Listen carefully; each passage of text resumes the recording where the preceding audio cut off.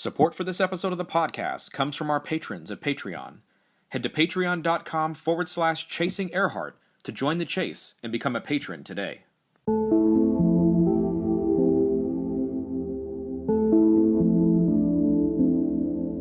On the morning of July 2nd, 1937, Amelia Earhart and her navigator, Fred Noonan, disappeared over the Pacific Ocean without a trace.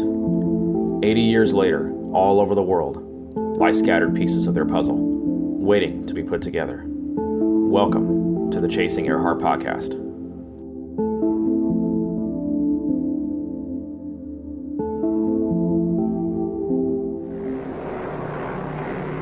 The early morning of July 2nd, 1937. Amelia Earhart and her navigator are bound westward over the lonely mid-Pacific. It is the final leg of a grueling, round-the-world flight. Within several hours, they will disappear.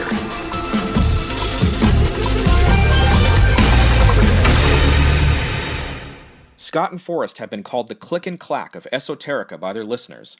Their mission is to take a look at the legendary, strange, and unusual events from throughout history and interview people who have had close encounters with the unexplained. It was Astonishing Legends that gave us our model in early 2014 for what would eventually become the Chasing Earhart podcast. A hugely popular podcast focusing on the mysterious and unexplained, Astonishing Legends continues to capture the imagination and excitement of fans all over the world that are fascinated with mystery and intrigue. On the 37th episode of the Chasing Earhart podcast, Scott and Forrest join us via Zoom from Blanket Fortiana in Los Angeles, California, for our longest discussion yet, to discuss the robustness of the Amelia Earhart disappearance case and all of the aspects that make it astonishing. We don't get too many opportunities to record this show with folks whom I consider to be friends, and tonight is one of those very rare exceptions. Joining me via Zoom from Blanket Fortiana in Los Angeles, California are the co-hosts of the Astonishing Legends podcast, Scott Philbrook and Forrest Burgess. Gentlemen, I've been waiting for this for a long time. Thank you so much for sitting in on the podcast tonight. Well, thank you for having us. We're very excited to be on with you. It's great to speak with Chris in an official capacity. Yeah, you know, it's really such a great opportunity for me to sort of do this in an official capacity, because we do this so often, you know, offline via emails and text messages and phone calls. So this is really sort of a trilogy for us, because originally this all started out with your shows in early 2014. And, of course, you guys were kind enough to have me on the show on Astonishing Legends, which was a huge deal for us. And now we are returning the favor and having you on our show. And this is sort of the trilogy, so we're really excited about this tonight. Yeah, it is. It's very exciting, and it will continue after this even. Absolutely, and we have so much more work to do together. I'm looking forward to it. Now, gentlemen, I know you've seen the show. You know the deal. You know how everything works. Can we start this show off by asking you to tell us a little bit about your professional background and education, please? Mine's less impressive, so I'll go first. Really? Well, it depends on who's telling it, I guess. Yeah, this is Scott. My degree, I have a Bachelor of Arts degree in Communications from the University of North Carolina at Greensboro, which was my second major, really. I started out at North Carolina State University studying mechanical engineering. Really? Yeah. Which I really enjoyed the beginnings of, and then Calculus 3 convinced me I might want to do something else. Yeah, that doesn't sound like you. I've never seen you do calculus. Yeah, so but that's my background. I transferred to a different school, which also had 7 girl students for every guy student, and I managed to meet my wife there, so that worked out. Oh, there you go. That was his plan all along. Yeah. So that's my education. Forrest? Well, education, I went to the University of Washington in Seattle for 2 years and mostly took undergraduate courses, always having a plan in mind to someday transfer down to USC to study film. And I eventually did that. So after about 2 years of undergraduate studies there, I transferred down, took a bunch of electives, and eventually got into the USC Film School and ended up with a degree in critical studies, which is film analysis, history, theory. I guess I'm trained to be a film critic, which I never really did. I did briefly. I used to write film reviews, articles, theater reviews, things like that, right out of school. But that is my major. So I have a BA in cinema television with a critical studies emphasis. Yeah, we both have BAs, so I guess that's better than having BSs. We're not necessarily particularly qualified, certainly not as much as most of your esteemed guests, to discuss Amelia. The part of Amelia Earhart that we're fascinated with is the story, her story, and all the different angles that story has. And what we do on our show is about uncovering those kinds of stories and going really deep on it. So right. Well, I will say though that I think our school training has given us a critical eye towards analysis and taking data to research and kind of filtering that down. So yes. Of course in different mediums, but also it's really kind of helped out with podcasting in general. That's our background. That's what's really helped our backgrounds in post-production, media creation, things like that. So that's at least helped in general with the show, all those skills. Yeah, that's an interesting segue really into the next question, and it's something that I ask of all of our guests all the time, but for you guys, it's really kind of an interesting aspect, and that's really your earliest recollections of Amelia Earhart, because I remember when you were talking on your original 2 episodes, you started talking about the Leonard Nimoy In Search Of episode. Oh, yeah. And I was wondering if you could talk a little bit about your earliest recollections individually for Amelia Earhart. Well, for me, I was thinking about that today, and I can't remember exactly what I said when we did our series on her, but I will say that, I've always had a fascination with the strange and unusual. And I feel pretty certain that the time that I first was exposed to Amelia Earhart was probably June 1st, 1977. I was going to say 1930s. No, 1977, okay. Episode 15 of the first season of In Search Of. I'm pretty sure, and this is the interesting thing is I was looking to see when that came up, because this was a point in time when you watched a TV show when it came on or you didn't see it, so it would have had to be that day. Yeah. And or a rerun. And here I would have been about 8 years old, living in Denver, Colorado, and here's the other fascinating concurrent event. Just 15 days later, I stood in line for 4 hours to see Star Wars at the Cooper Theater on Colorado Boulevard. Oh, so that was about 15 days after. You can imagine as an 8-year-old what my mind was doing. Watching In Search Of, seeing this Amelia thing, going to Star Wars a week and a half later. It's like, are you kidding? How could I forget any of that stuff? Right. Well, Scott, it's interesting that you mentioned that, because, I have a son who's 8 right now, and, he's about to be in 3rd grade. And I've always kind of talked in media that 3rd grade is really sort of the magic time for everybody to sort of get introduced to Amelia Earhart. So it's really interesting that you kind of sort of talked about, relating that to yourself and kind of when you got introduced to her initially. Now, Forrest, how about yourself? Well, I'm a few years older than Scott. I think 4.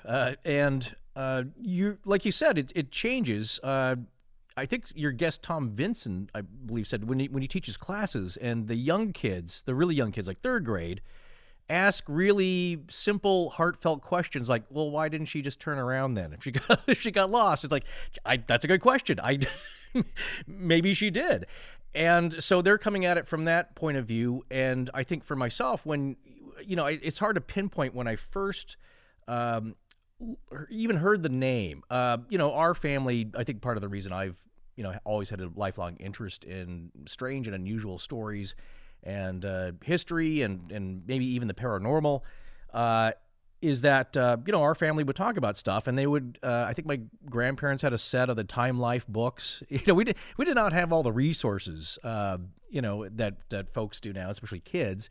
If you wanted to find out something, you had to go to the library. And of course I couldn't go by myself that early. So I think it's probably family members talking about it. I did know the name, certainly. And, but when you're that small, you don't really put the pieces together. It's like, well, she was trying to fly around the world. I was thinking about this today. I think in that time period when we were young, going around the world was still a big deal. Yeah. I remember like Around the World in 80 Days, movies like that, or The Great Race. There's still a fascination and a romanticism about traveling, around the globe, circumnavigating the earth.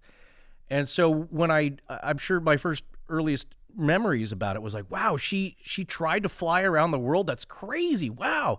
And then I think my next earliest recollection about that was, what do you mean they can't find her? Where did she go? And that was getting back to the 3rd grade mentality, is that, and again, this would be like the mid to late 70s. So it's like, what do you mean? We have all this technology now. Why can't they find her?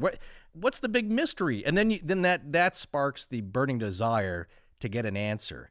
And by the time In Search of came around, and then you're old enough to see these pieces, coming together, and you like Irene, Bolam, what's going on here? Why can't we get an answer? And then that's always kind of set that, place the seed there, in the back of your mind, like, man, one day I hope we get an answer. I also feel pretty sure that when I was that age, I thought that going around the world meant that you had to do it nonstop. Like we kept going. Yeah, the plane took off and it flew around the world in one shot. Yeah. Well, and in our lifetime, we've seen that attempted. And that brings up another good question that I wasn't going to originally ask, but I wanted to now, and that's really when you structure these episodes. And I think these are episodes 4 and 5. If people go back and want to listen to them, I've probably listened to them, gosh, maybe 30 or 40 times by now. Good Lord. Yeah. But wow. Anyway, I wanted to ask about like historical mystery and kind of structuring that into your show. How did that whole process work for you guys? Well, I think for me, a lot of our topic structure has been dictated by both In Search of and Unsolved Mysteries in a lot of ways. Which also speaks to our interests personally. Yeah, and they touched on that stuff. And now that we've been doing it a couple of years, I can say in hindsight, I'm not sure I had this observation when we started, that the interesting thing about a historical mystery is that it tends to have a strong component of real-world evidence. There's a lot more to it.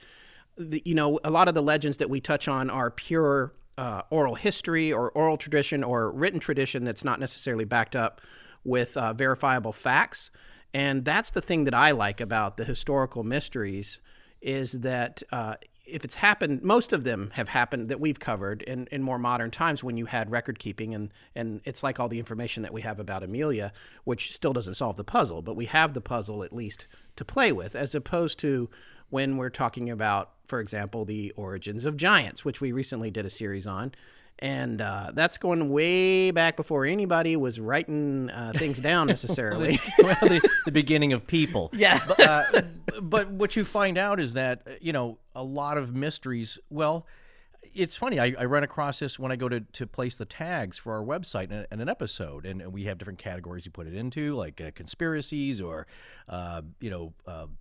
geographical oddities, biographies, interviews, and you start thinking like, well, how old does it have to be a historical mystery? Because if it happened in the 50s, is that a historical mystery? And as you go back in time, it's like a lot of this stuff has a weird paranormal bent to it. You'll find stuff bleeding over. So there's a lot of tie-ins. And I guess if you look at a straight historical show, they don't touch on those things because that's unquantifiable. Whereas that's the part that interests us. What do you mean there's the part that can't be quantified? It's oral history or it's myth and it's legend.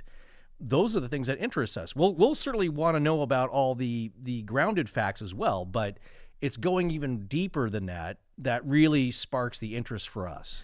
Yes, definitely. Well stated. Now, my next question is really just about kind of origin. This was the first historical piece that you guys did, and I know it was early on in your run, but for a show that's primarily based around paranormal and kind of the strange and unexplained, I think I might know where this fits, but can you kind of advise our listeners on why you guys decided you wanted to explore this case in particular? I know it's sort of the holy grail of aviation mystery, but why did that fit in with the Astonishing Legends business plan and the structure for you guys? Well, I think at that moment, was it our fourth show? Yeah. That's early, yeah. We certainly had a list of things written down and in our minds of things that interested us at the time. And I think there was something in the news that popped up that week. And we find this. I don't think it's paranormal, but what happens? Yeah, that's right. I forgot about that. You know what? I think it was a Tiger announcement. Kind. I think that's exactly. I think it was pretty close to. This would have been October, November of 2014. Yeah, what was when did he announce the? What year was it that he talked about the piece of metal that he thought might match the fuselage? Yeah, that piece was discovered in 2009, but it was actually put out into the media in 2014. I feel like that could have been it. Might have been what inspired us to cover it. Yeah, right. It popped up, and what I was getting at though is.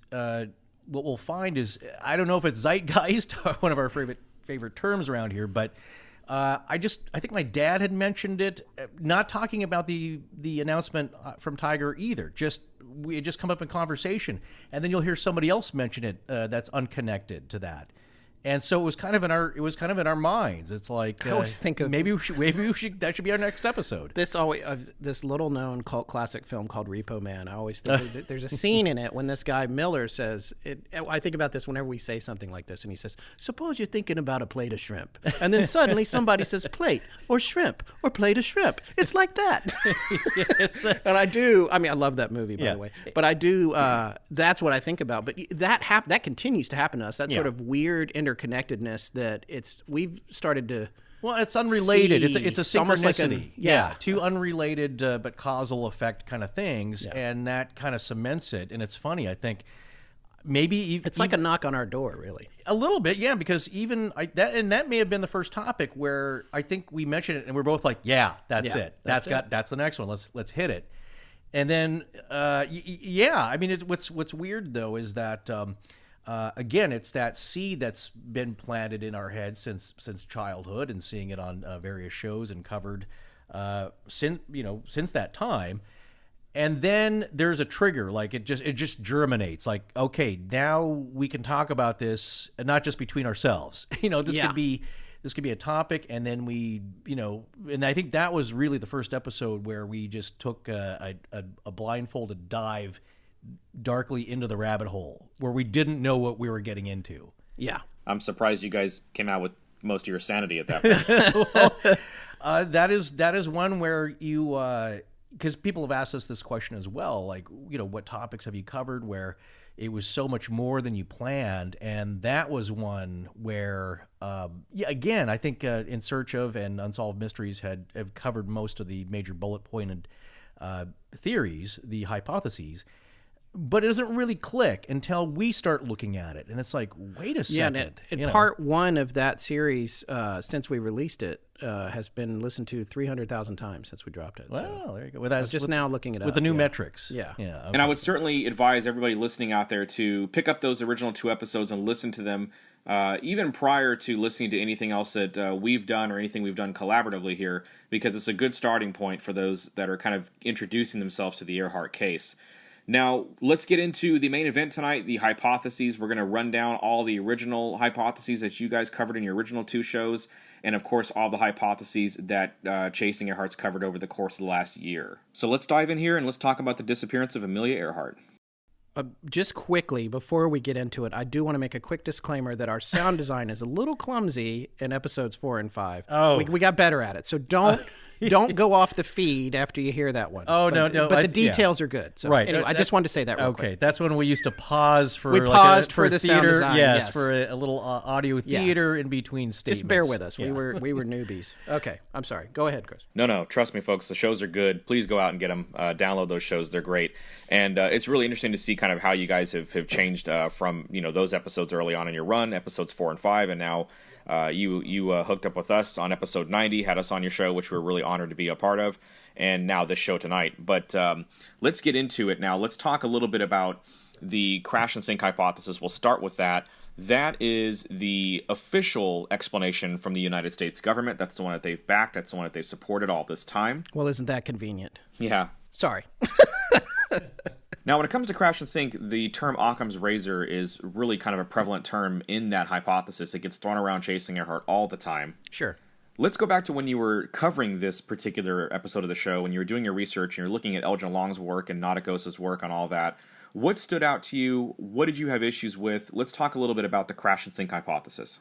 Well, I'll kind of just lay the groundwork about your thinking. And I think thinking in general, when we, what we've come to learn about doing these subjects, kind of a good analogy is that I used to help edit these, they're called feature and benefits videos for automobiles, new cars, being sold, and you're making a video for the salespeople.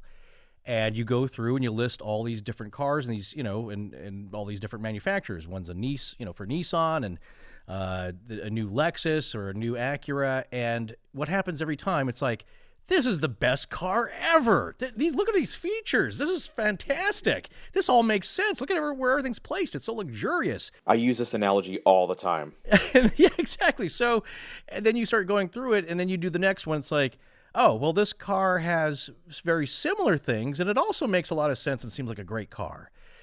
So that's, I think, is when we started getting into it, and maybe, I think maybe one of the first ones was the Tiger theory. And you start looking at the calculations, and they're very well plotted out, a lot of smart thinking, and it all makes sense. And I can really see why. I've heard interviews on your show, Chris, where, that's really what hooked people the first time. And I think it was maybe Astronaut Abby said it best. Like, she got interested in it. It's like, that makes the most sense to me. And I gotta say, that's what happens. You look, it's like, man, this is very well laid out. I'll buy into that. But even Rick Gillespie, who was the major proponent of that, he said himself on your show, Chris, he admits that you develop your own mythology. He's very open to the fact that you can suffer from confirmation bias, and I know that as neutral as we tried to stay, you can't help but think. As you start to get to know the person and the technical details and all that, you can't help but lean one way or the other. You just can't be totally impartial. But it's very difficult. But I mean, we try to on our show, but it's tricky business. So you start getting into the various theories that a lot of them are similar, and they will branch off. It's kind of like one I heard recently was Arona Island, and you start hearing some similarities, but so then what you find out as you start hearing more theories is that there is a common thread with a lot of them.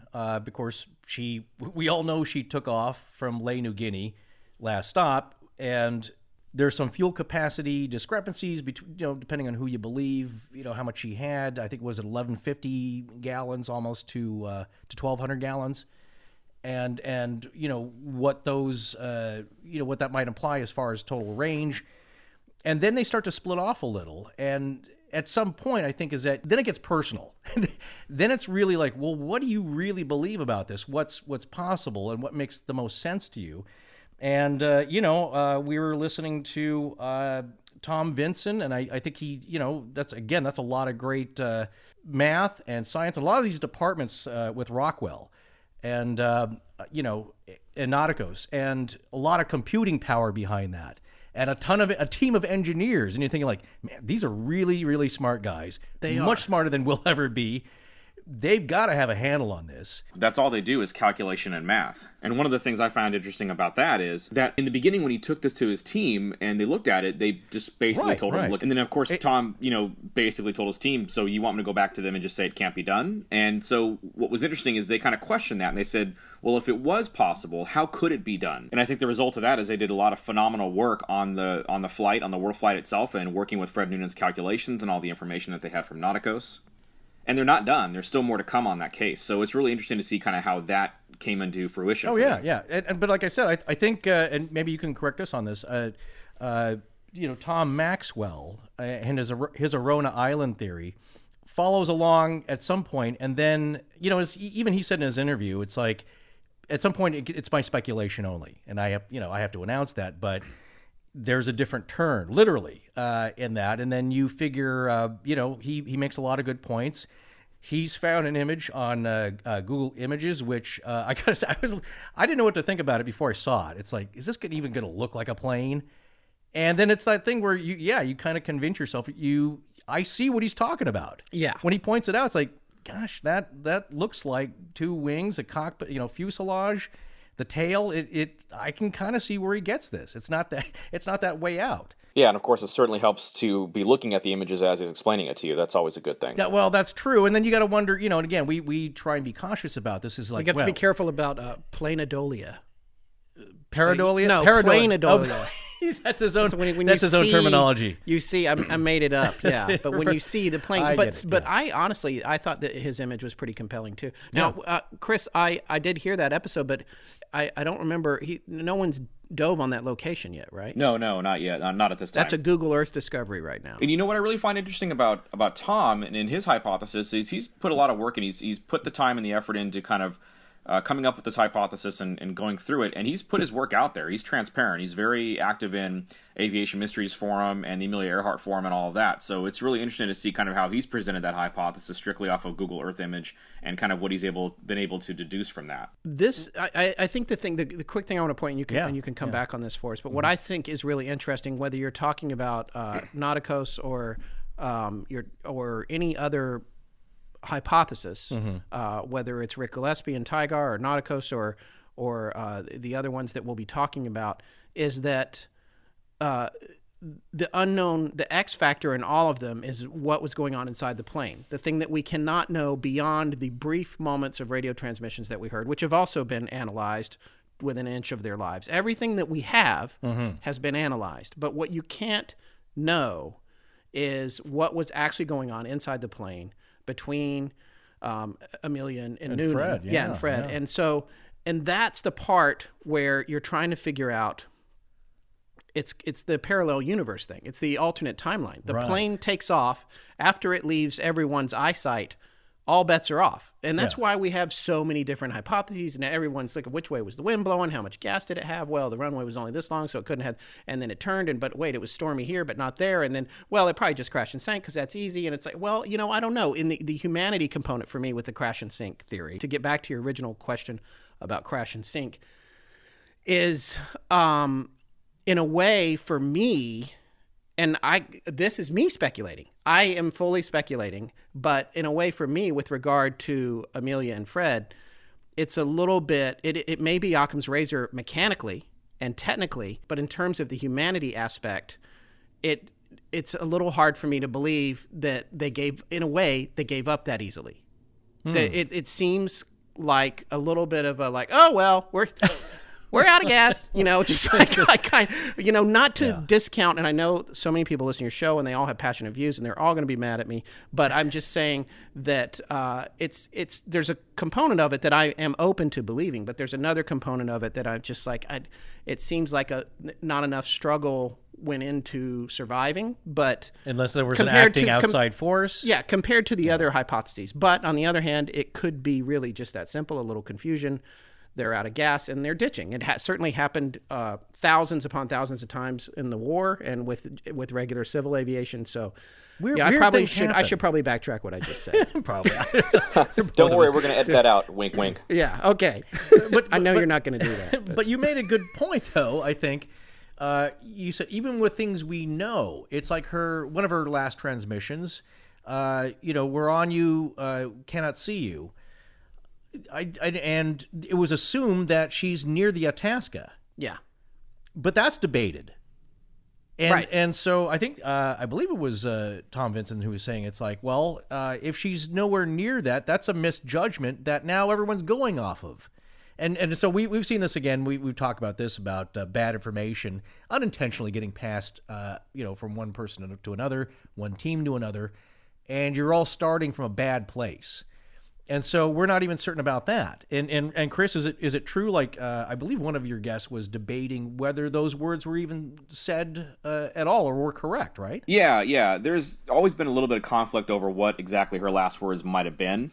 I'll tell you what did it for me, though, was when we did the Icon interview with Leo Bellarts. Right. I'm listening to Leo talk, and this is an interview that I think was done in 1973, I believe. Yeah. And on the very first episode of that three-parter, what turned into a three-parter is a really interesting quote. Mm-hmm. And he said that the often talked about whistling into the microphone was not a whistle at all. It was actually a scream, like a high-pitched scream. And he had mentioned that it was something he was never going to forget. And it's something that really kind of got to me personally. Yeah, I remember. No, I remember him saying that. I listened to it again recently. And he was very adamant in that she was on the verge of basically losing it, just because you're just like, you realizing now it's hitting you. We're not getting out of this dry, at least. This is it.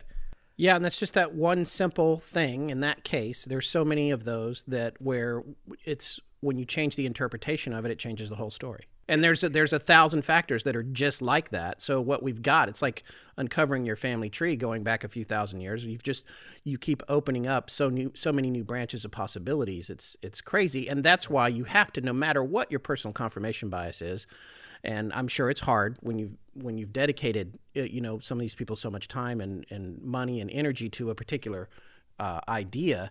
It's hard to open your mind up to the possibility that maybe something different happened from what you're focused on. But and the thing is, it's very, very, very important to stay on your focus, whatever your track is, because either way, that particular idea needs to be proven or disproven. Right. So I'm not saying that you should abandon one thing. Oh, I'm giving up on the X and going to Y.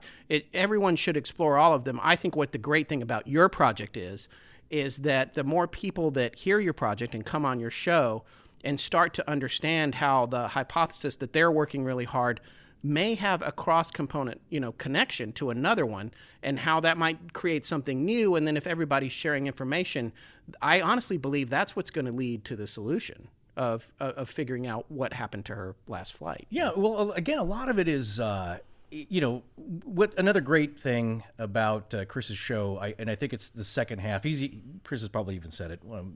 He'll tell us if he has it or not. But it's really about the character of Amelia and Yes. her legacy, and in conjunction with that, it's like, what do you believe she would have done? Because I imagine there's people that we all believe she was fearless, but would she panic? Yeah. Would you believe that she could panic and maybe be on the verge of a scream, or just make a huge, miscalculation? How would she see this? Chris, always asks this question to his guests, like, what do you think she would make of all this? Well, I personally think that, if it was a miscalculation, she would feel terrible, because it's not just her. It's her and Fred Noonan, and yeah, he knew what he was signing up for. But I think that, the feeling that maybe she's let a lot of people down, or herself.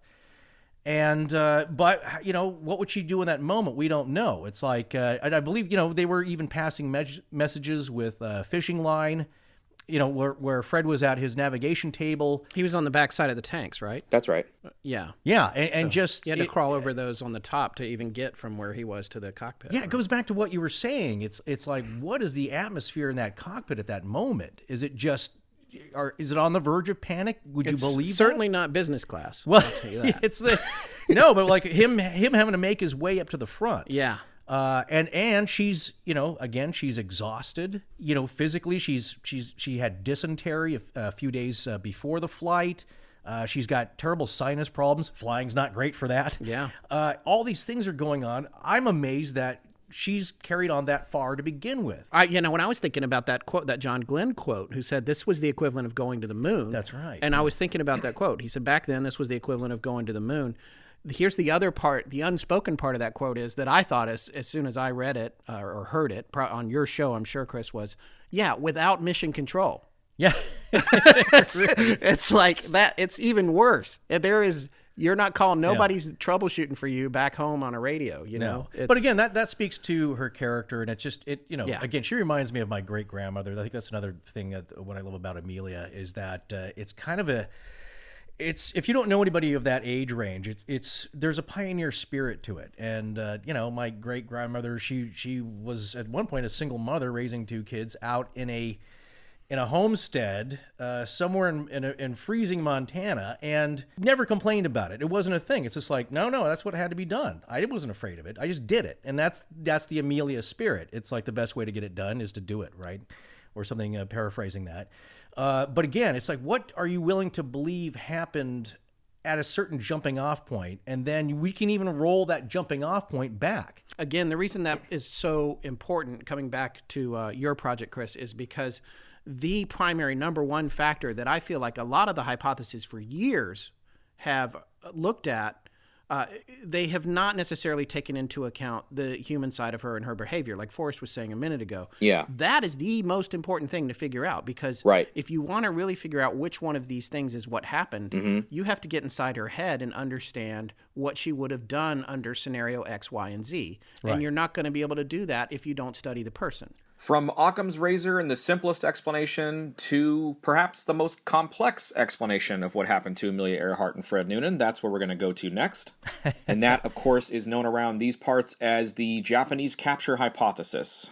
Yeah. Now, if you recall, as I said on your show, the Japanese capture hypothesis sort of serves as an umbrella with multiple layers and multiple platforms of information underneath that umbrella, to which you can go any one of a dozen different ways for those particular hypotheses and kind of what is being worked at that point. Now, I know initially when you guys did your two-part retrospective, that was sort of the conclusion that you arrived at as far as the most plausible explanation for what happened to Amelia and Fred. Now that we've met, now that you've had a little bit more time to do some more research, what say you about that? Are you still of the same notion of the Japanese capture hypothesis being what happened? Have you been swayed in any way, shape, or form? Let's get into that. We probably should have talked about this ahead of time. Well, I don't know what your point is, Forrest, but I do. I have a very pronounced answer to this. Okay, good. Well, no, I want to preface this about because we try. I think Scott calls this the 10,000 foot view. At that point it gets philosophical, but it wasn't even the most way out stuff, because I think we reached that point with maybe the Irene Bolam theory, which I'm sure we'll get to it here in a second. But we kind of walked it back from there because it's like, wow, that is intriguing. And certainly that's one of the big features of the In Search Of, episode, where they have footage of her saying, like, please stop this. This is madness. You're ruining my life. I'm not her. And it's like, wow, we don't even know what to make of that. I mean, that would take, that's a whole other branch to get into. So when you start walking it back, and certainly, just as a callback, I think I didn't mention this. The two things that I think that are promising, and what I like about the Buka and Arona island theories, is that it's in shallower waters. That's less expensive. It probably could be found with a concerted effort, and not the tremendous resources and money that a deep water search would take. So that's promising and again, pretty likely. But if you talk about where we get taken on a journey of research and discovery, and again, that's exactly what happened to us back in November of 2014 as we're getting into this. And I think you'll have a question coming up here about why did this go to two parts, is that the more you start to uncover things, your mind gets taken places again to places of believability. And what we started to refresh ourselves with and really get to know about was this Saipan capture, Japanese capture theory. And Scott will make his point here, but I think for me what it was is we're going through materials. I happened upon Richard Martini's documentary because it was available on Amazon. I think you and I, we all talked about this when we had Chris on our show. Is that at that point, it's like it was so vague, and it's like it's been such a long time, but it's like, wait a second, do people know about this? Yes, they do. This is out there, but it's never really that talked about, because I think now you're getting into the human element. You're getting away from the math, and you're getting away from fuel tanks and wind speeds. See, and that's, to me, that's winds. very important. I think that's the element that gets overlooked when you have a lot of engineering types and people coming in and sitting down and they're doing all the math, and that's all super important. That's science. You have to science this stuff. There's no question about that. But you have to, just as much attention as you pay to that, you have to pay to the human element. Well, the people don't. That's also your choice, because look, I'm a facts and figures. I'm very rational. I'm data oriented. And that's fine, because that's a way to measure this stuff. But where we come from, we're less of the engineering types. We're more the human aspects type people. And, and again, a lot of it's personal background. So for me, it's like, I spent a lot of time with my grandparents, especially during the summers. We're very close. And he was in World War II. And during the summers when I was helping out, at their house and, helping him fix things, we would hang out and I'd meet all of his World War II buddies. And so that was very influential to me growing up, because you get to meet these guys and they joke around. They're ribbing each other. They're having a good time. But anybody who has a relative that has been through World War II will tell you those guys don't joke around about that stuff. there's a lot of things they won't even talk about because it was so horrific. Back then, you just kept your mouth shut. You lived with it, for right or wrong. And so when my grandfather told me a story about World War II, I believed it because I could see the seriousness in his face. And then he got malaria, and he was in Okinawa, and and that never leaves you. He would start to shake a little bit and get sweaty, and I knew that was from the war, and so that made a major impression upon me. And so when I'm seeing this documentary, I can identify with these guys. That kind of rang true for me, and it's like it made me pay attention. And so the one quick thing I want to mention, and maybe I'm jumping ahead there, and this is a question you'll ask us later about feedback. I remember the only thing that kind of poked at me a little bit is that we had a comment, I think maybe come on Facebook, where a guy, and he's very well-meaning. He wasn't trying to be snarky or anything, but we came to our Saipan conclusion. He's like, well, those old guys, and it's like every story you hear from these World War II vets is how I won the war, and I did this, and it's like, well, I don't think you know anybody from World War II because I've never heard that. Not consistent, yeah. No, of course there's people that tell tall tales. Yeah, they're going to joke around. But not with that. You know what I'm saying? It's just like, it'd be stuff like I ate 50 hard-boiled eggs, like Cool Hand Luke. And it's like those are. Nobody can eat 50 eggs. It'd be sillier, goofier stuff like that. That kept them sane during a really horrific time. But when it comes to things like this, it's like maybe they have some things wrong. They misidentified things. That certainly happens now. We see a lot with paranormal instances and UFO sightings of all things. But when it comes to these basic things of like, I am telling you, I saw this. I saw the bureau numbers on the plane as it flew over, me and two other guys. I give a little weight to that. I know that's not provable. There's no... that can't be analyzed, that can't be proven. But when, several, Marine vets independently have stories where it's like, I saw her visas and her flight case and with maps, and I handed it over. So when you hear accounts on video of guys like Julius Neighbors, who is the code clerk, he's standing next to Colonel Wallace, who's the regimental commander for the U.S. Marines on Saipan, and he gets a message, decodes it, and it says, we have Amelia Earhart's plane in a hangar. Yeah. And they go to look at it. And it's like, is that a funny I won the war kind of joke? I don't think so. That does not ring true to me. Or Robert, I was talking about him a second ago, Robert Wallach, who says, he and a buddy blew the doors off the safe, and they found her flight case. Which was dry. Which was had no water damage. You're right. All the papers were dry. Yeah. International visas in it. Flight charts. And he hands it over. Gets a receipt ticket from some, by a mysterious officer with. He's got what they call the scrambled eggs on the bill, but no insignia, and never sees it again. To Thomas E. Devine, he was with a U.S. Army postal unit there on Saipan and wrote a book, Eyewitness, the Amelia Earhart Incident. And unconnected, he, I believe, bumps into Julius Neighbors, who's guarding the hangar at that moment, from 10 p.m. to noon the next day. Right, their two stories intersect.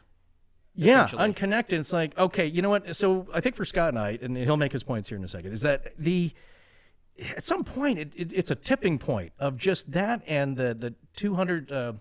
Chamorros, the Saipanese who've gone on tape and been interviewed that they saw, someone matching the description. Yeah, both of them. It gets to be too much where that can't be ignored, at least for us. Yeah, So is it my turn now, Forrest? Yeah, no, I've got another 20 minutes. I think that. Yeah, I was convinced by a lot of the eyewitness testimony. One or two eyewitnesses. No, everyone knows eyewitness testimony is fallible, especially when it comes to a crime and you've got, two people stand outside, watch, somebody ran down the street or a car drove away from the scene. There's a disagreement about what the person looked like, what the car looked like, et cetera. But there were so many people here from all walks of life, between the locals and the military members, and so glad they got on tape. A lot of them have passed away. But those records are recorded now, and I feel like it's hard to look away from that theory. However, I have since coming into contact with you and your project and being exposed to multiple episodes of your show and a lot of further information, I am no longer of the strong belief that it is an independent theory. I believe, as I said earlier, about the idea of, I hope that these investigators that are, all these people that are coming on your show and the great body of the investigation itself can start to coordinate, because I feel like there are still some very convincing factors related to Saipan, but I feel like there's a lot of other super convincing factors with other hypotheses that you've uncovered or had on your show. And I think that it's entirely possible that there is something more complex going on. And with regard to Occam's razor and how Crash&Sink is Occam's razor and Saipan is woo-woo and crazy, I have a problem with that, because complex things happen all the time. I mean, yeah. Look at the Titanic. It didn't just hit an iceberg and sink. It was about the way it's built, how the bulkheads were built, illusions on the water, what was happening, time of night, what happened with the radio. That's a very complicated event, and it sank. It is not oopsie, I hit an iceberg. That's not what happened. Right. So complex things happen. Look at MH370. Does that seem simple? It does not to me. I mean, maybe the guy just locked the door and turned the plane around and drove it into the ocean, and it's that simple. There's still some complexities there, and that's something that we're going to actually be looking at on our show, hopefully later this year. But I feel like I don't think it's fair to say that this explanation is necessarily simple. And I don't know, it's not Occam's razor. I don't even know if it has somebody's maxim or whatever, if it has a name, but I seem to remember once that somebody had said a lot of tragedies, you can actually point to 3 specific things happening that pile up and create this horrible, horrific end result. Right. Item A, item B, item C, bam, the thing inside the thing inside the hotel collapses and people die or whatever. So all of these things, I don't preclude Saipan just because it's a little complicated. And and I'm done talking. I don't really have. You ran out of ideas. We've answered that question. We're taking up your whole show here. So well, no, it's flying up to 1,000 feet to get a better look at this. You start to see things that if you knew the real truth to it, how it can spin out of control or branch off. I don't know if we're even supposed to mention this, Scott, but there could be 2 theories. If there were 2 planes, what happens then?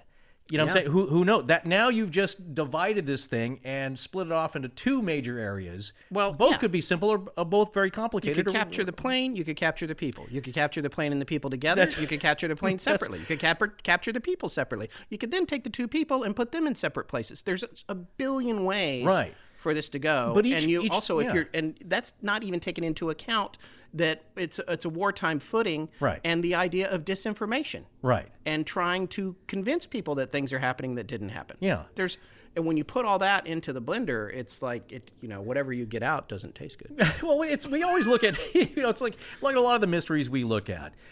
There's the very simple area, and it's not usually just the debunkers angle or the skeptics angle. You look at Oak Island. Again, that comes down to belief. Like, what do you believe is possible that, or a group of people that could organize that? And that is the famed money pit on Oak Island in Nova Scotia. And the simple explanation is you're looking at a sinkhole. It's a natural occurrence of erosion that has been misinterpreted for a couple hundred years now. And there's really nothing to it. And so it depends on how you want to look at it. Let's take, for example, the Somerton Man. The book that the Rubaiyat of Omar Khayyam, if that was his book and he did rip that last line out of there and that was found on him, if the book that he threw into the car in Adelaide, if that code on there is a shopping list, then it's nothing. You have to. Oh, sorry. Well, a book. Yes, his listeners probably have no idea what you're talking about. There was a. I just assume it because we've been talking about it for so long, and at least with our listeners. Yeah, our listeners maybe. I don't know. Who no, there was a deceased man that ended up on a beach in Adelaide, Australia, with no markings on him, no name, tags were cut out. Very mysteriously, they don't really know how he died. There was a little bit of congestion, but it was all very mysterious, and they don't know who this man is. What was found in his pocket was a rolled up torn out piece of paper from this book of 11th century Persian poetry. Yes. The Rubaiyat of Omar Khayyam. And on it, it said Taman Shud, which translates into "it is finished." Yes. Very roughly. So, again, big mystery. And later they found the book that they think that, from which it was torn, tossed into the back of a vehicle, that had an open window on it. Not too far away. Yeah, not too far away. It was discovered. And in the back of, on a page of the book, on one of the blank pages, I believe, seemed to be a code that they're guessing that this mystery man had written down. And so you start to spin off into like, wait, this is the Cold War. Right after the war, was he a spy? Was he murdered? What was his mission? Who did he go see there? Or did it mean get oranges, milk? It's like it's a Vegemite toothpaste. Yeah, Vegemite. Is it very mundane? Is it pedestrian? Are we all looking into something that there's nothing there? So when it comes back to Amelia, it's like, well, Crash&Sink. She headed off in this direction. The headwinds were stronger than she had planned. She ran out of fuel. She crashed about here. Or the other Saipan, I believe, what people don't want to believe is that it is firmly in conspiracy territory. There is a conspiracy by at least one or maybe two governments to keep this all silent, because it's a huge embarrassment to this day. So, for both governments. That's what I've pondered that. For both governments, it's hugely embarrassing to this day because she was so beloved. And either you did this to her or you let this happen to her, which are both unacceptable. So nobody wants to talk about that. So I realized, that gets off into crazy land, or it seems like it. But does it really? Because if she was shot down, and certainly there's, I remember this guy who was interviewed by Fred Gardner, Lotan Jack. He had heard numerous Japanese officers at the time bragging about capturing Earhart, and they said that her plane was shot down between Jaluit and Mealy, which is about 30 miles from Mealy, Jaluit Atoll. So she gets shot down. Maybe that ties into the report of the little boy seeing the one engine on fire, and seeing that plane land and seeing two people get out. They lived through that. They were on the radio until the tide took it. What are these, is somebody off there a little bit? So what we're seeing is that, is that so crazy? It's all the things. That little boy, though, that's Buka, right? That's right. Yeah, he was the one that was on the island, and he saw the plane, and nobody believed him. That's right. So, until he was an old man. What you've just done is interesting, because in a way you conflated a location there. Yeah. But that's my very point about the complexity of what might have happened. Well, that's what I'm saying, is somebody off a little bit. If a witness is in the wrong place, that they necessarily aren't telling the truth or were mistaken. It's that the story is off for some reason. That's exactly my point. Yeah. So you have these things that are real. It's like, well, was it the plane? Well, if he saw it on fire, or one of the wings on fire, or one of the engines on fire, then that makes an impression. I don't know, would the little boy know what an Electra 10E looks like? Probably not. Yeah. But he did see a plane. We always say this, eyewitness testimony is there's a lot of fallibility to it. It can't be trusted. It's like, well, I trust a little boy to know what a plane looks like and to see if it's on fire or not. Whether it was an Electra, I'll reserve judgment. Whether, what he's claiming, unless he was really into planes, and some little boys are, but I don't, didn't know him, but he was not believed by his his fellow villagers until he was a much older man. And they found something. Which we'll talk about in a minute, I mean. So my point is that when you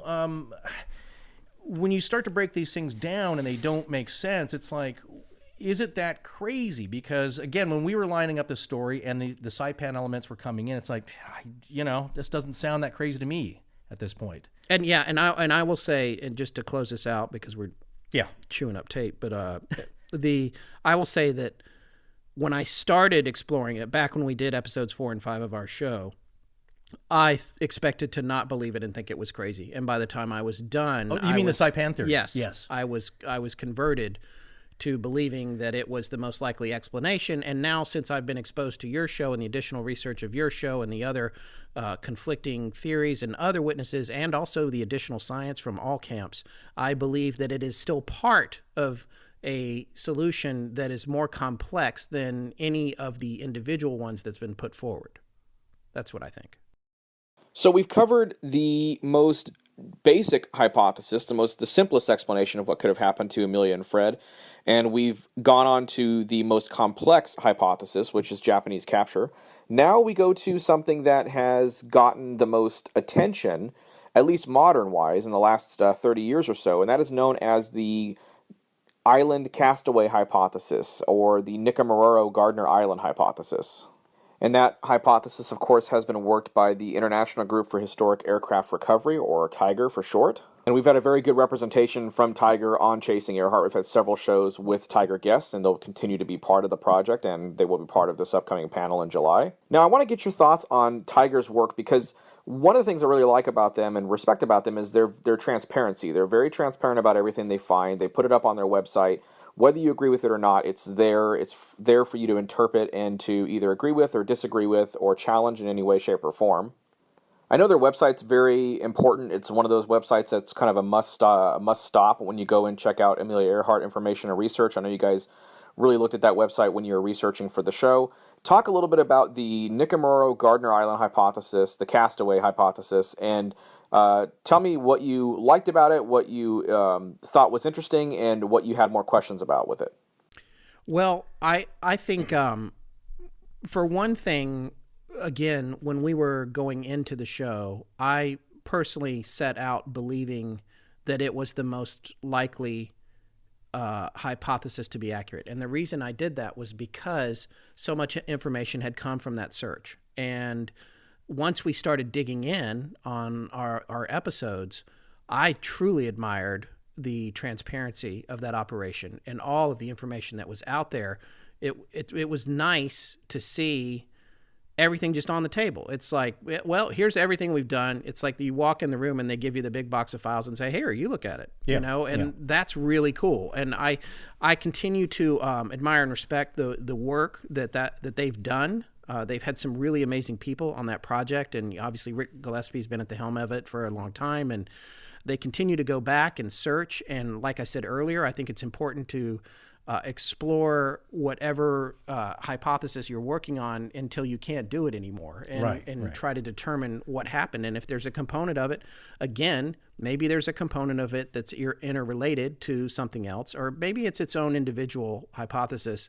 I think it's a fascinating, the Castaway idea is a fascinating idea, and it's certainly, I think, the saddest. It is definitely the saddest. Well, depending. Well, it's certainly a long, horrible, drawn-out death versus just crashing and sinking. It's worth mentioning that none of these outcomes are pleasant. None of these are pleasant, but starving to death or dying of dehydration are still awful ways to go. Yeah, and waiting for somebody to show up that never does. Right. Which, so I think they've done a lot of really admirable work, and I'd be curious to see where it goes. I don't know. I know they just went back a few months ago. I don't know if there's been any results published from... Yeah, and as you guys know, we just had Dr. Tom King and Andrew McKenna back on the show, and they kind of went over the findings. We did a NICU recap, and, Dr. Jantz is going to be on the show. We're going to be talking about the Nikamura Bones paper, and that's going to be really exciting. So we have a lot coming up when it comes to Tiger.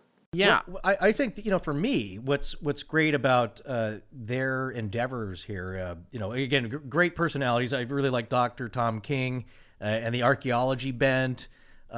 Rick, as being the leader of this, and being very headstrong and knowing, charging forth with this and never giving up. All admirable kind of traits. But I think what really reinforces, my liking this line is that they are placing a lot of good, math and engineering and calculations, but they're actually poking around there. And so and then what happens then is that you actually come up with some artifacts, like it could be a jar of freckle cream, the heel of a shoe, a woman's shoe. Those are the things those are the zingers, that you're not going to get just like from us poking around on the internet. Yeah. They're actually going there and applying these ideas and searching them out and doing the real heavy lifting. Because from what we learned, especially from Dr. King, is that it's unpleasant to be there. It's a hard trip. It's not an easy trip. It's not easy to poke around on the island. It's hard to even land. Exactly. Yeah. So, well, no, yeah, he had an accident. He ended up on the other side of the raft, I believe. Yeah, and it's dangerous. So hats off to them for really digging digging through that area. But again, I think what really cements it, or will. And maybe we'll see this in our lifetimes, is if they come up with a solid piece, an irrefutable piece of an Electra or something that's got her name on it. Because, so far these are intriguing finds. But I think what our conclusion was when we were doing the research of it's like, well, women's freckle cream is a weird thing to find on a South Pacific island. How did it get there? But again, like all this weirdness, a lot of weird things happen, and weird things end up in strange places. And so it's not enough for us really to. We still have to keep questioning. I think it didn't really solve it for us, but it's enough to keep it on the table as Absolutely. An idea. Yeah. So again, I'm good luck to them. I hope they find something that's kind of conclusive, that's got some numbers on it. And I remember that was I think that was the hatch frame that we were looking at back then, right? Yeah. Yes. The patch panel. Yeah, the patch panel with the part numbers on it. Tiger Artifact V221. There you go. Yeah, there you go. So I think with the island castaway theory, again, it's worth checking out. It's very expensive, and it's a really tough way to go, but that's where you're maybe going to see something solid. And I will say something that I can kind of connect this to, the Saipan theory, is that really all these other calculation theories and, the deep water crash and sink, and now even the island castaway theory, is that really there's only one that can definitively tell you what happened, and that is the Saipan theory, because we saw it. Yeah. Whereas, what I'm saying, but that is, again, that's if you choose to believe it. I call it the Chick-Fil-A theory. All right, back the truck up. Did I explain that before? Yeah, I don't know. Well, let me put it this way. This is going to be good. Okay. Well, it's about human nature, because unless you find something, if you found a jar of freckle cream and she had scratched her name on it. Certainly a lot of my great grandparents used to do that. They used to put their names on everything. They had electric stenciler. It was something. If it was a kit, either like a DOP kit or something that they've had their names on back then, monogrammed even, something that said A.E. Boy, that's now pretty firm to me. That's pretty solid. But we haven't found that yet. You still have to see it. So what the Chick-fil-A hypothesis is, Scott and I and some other friends were driving up to Big Bear, California, and we spent a weekend. Yeah, we spent a weekend in a cabin, had a lot of fun. Just a guy's weekend hanging out, and we're driving back, and it's about lunchtime. We're getting pretty hungry. I'm not even sure we had breakfast coming back, but we had to navigate through a bunch of snow, and now we're down on the flats. Yeah, we're driving our four-wheel drives with our CBs, talking to each other. Snow on the roof, and we're actually kind of, I think, maybe passing through Chris's original stomping grounds here. Yeah. And it's like we actually hooked up CBs. It's like, hey, where you guys want to eat? And it's like one of the guys I think I was riding with was saying, it's like, oh man, I think there's a Chick-fil-A out here. But those are so good. Let's go to a Chick-fil-A. And Scott's in his vehicle, and he radios back, "Now, man, it's Sunday. They're not open." and the guy I'm with is like, "Oh, come on, no, you're Los full Angeles. of it. This is Los Angeles, dude. It's a major chain. It's a franchise restaurant. What wouldn't be open on a Sunday?" He's like, "No, I'm telling you, it's not going to be open. They started in my home state. I actually have relatives that work for them." My uncle owns one. He's had 3. His uncle owns and I one. worked at it in high school. He made the chicken. I know not only the job, but the actual corporate philosophy. So, but not good enough. And that is the point. The guy I'm riding with is like, "Oh, that's BS. That can't possibly be true."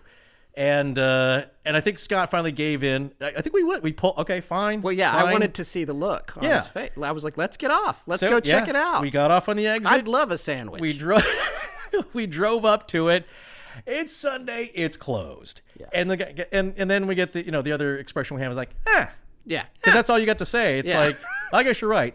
The point of the whole, long-winded story is that you have to see it for yourself or you don't really believe it. It's too hard to take somebody's word for it.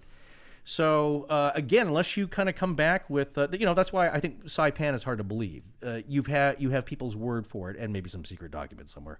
But you have just some people's word for it who, it's pretty solid if you believe them because they were there. It's not they heard a rumor about it. They saw it. But that's not anything quantifiable. It is not a shoe with her name in it. It is not.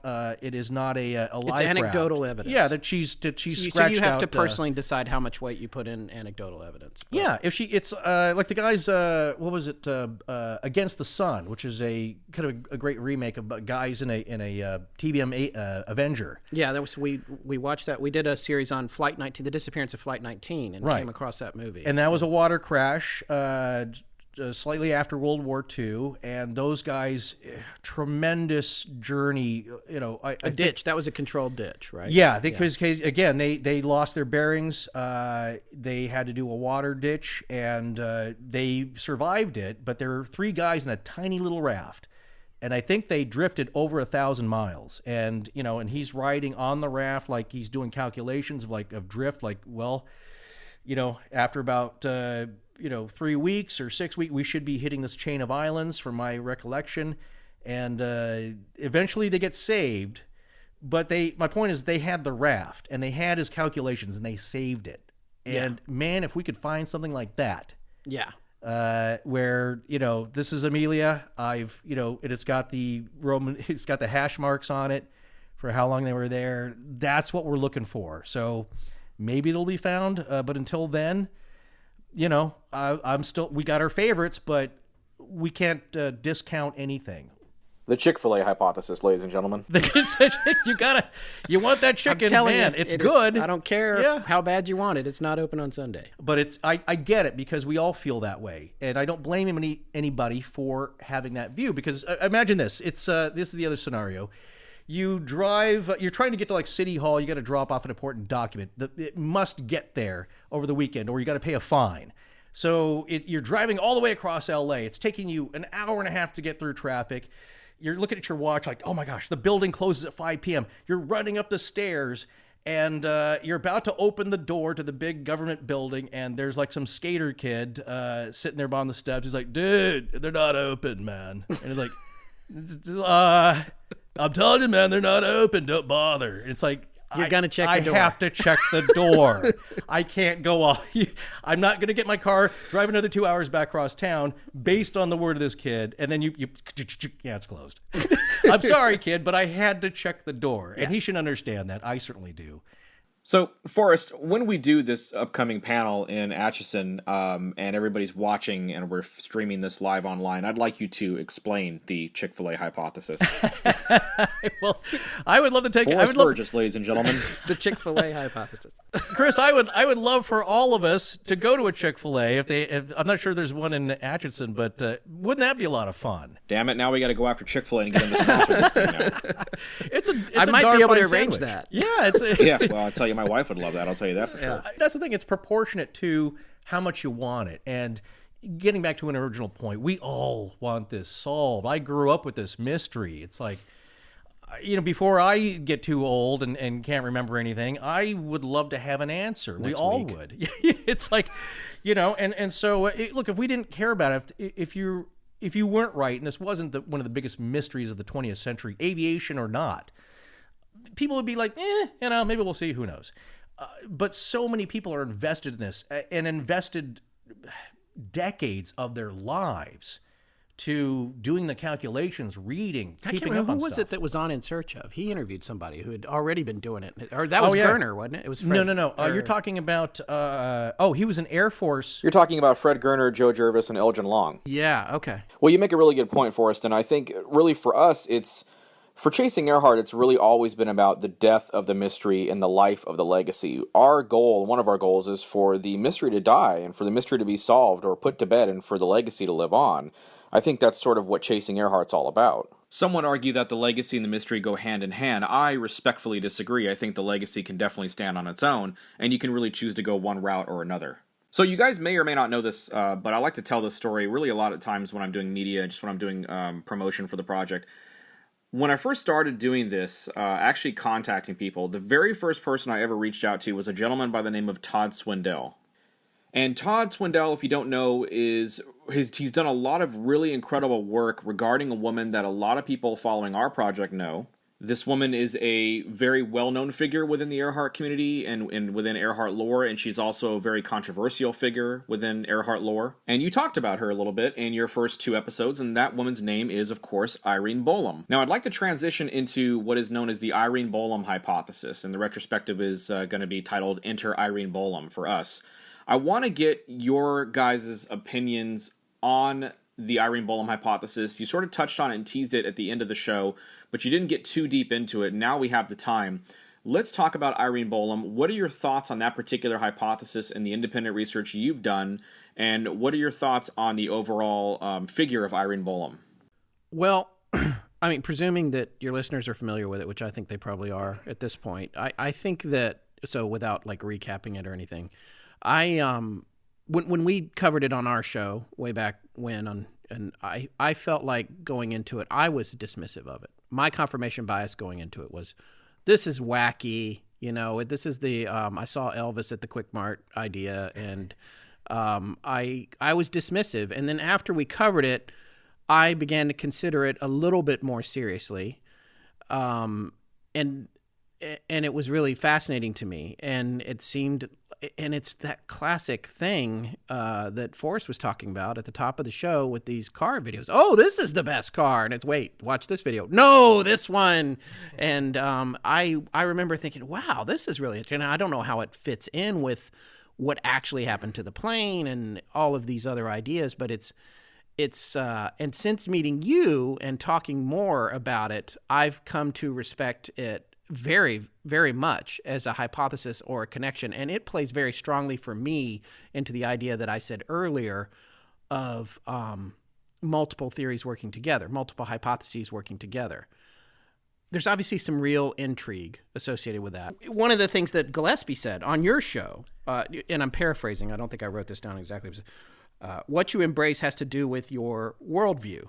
He went on to elaborate more on that, but he was sort of saying, you pick this. If you're into the spy theory, you like spies and yeah, all that kind of, and the there's a possible connection there with Bolam and the idea of maybe a double or another person or a cover up.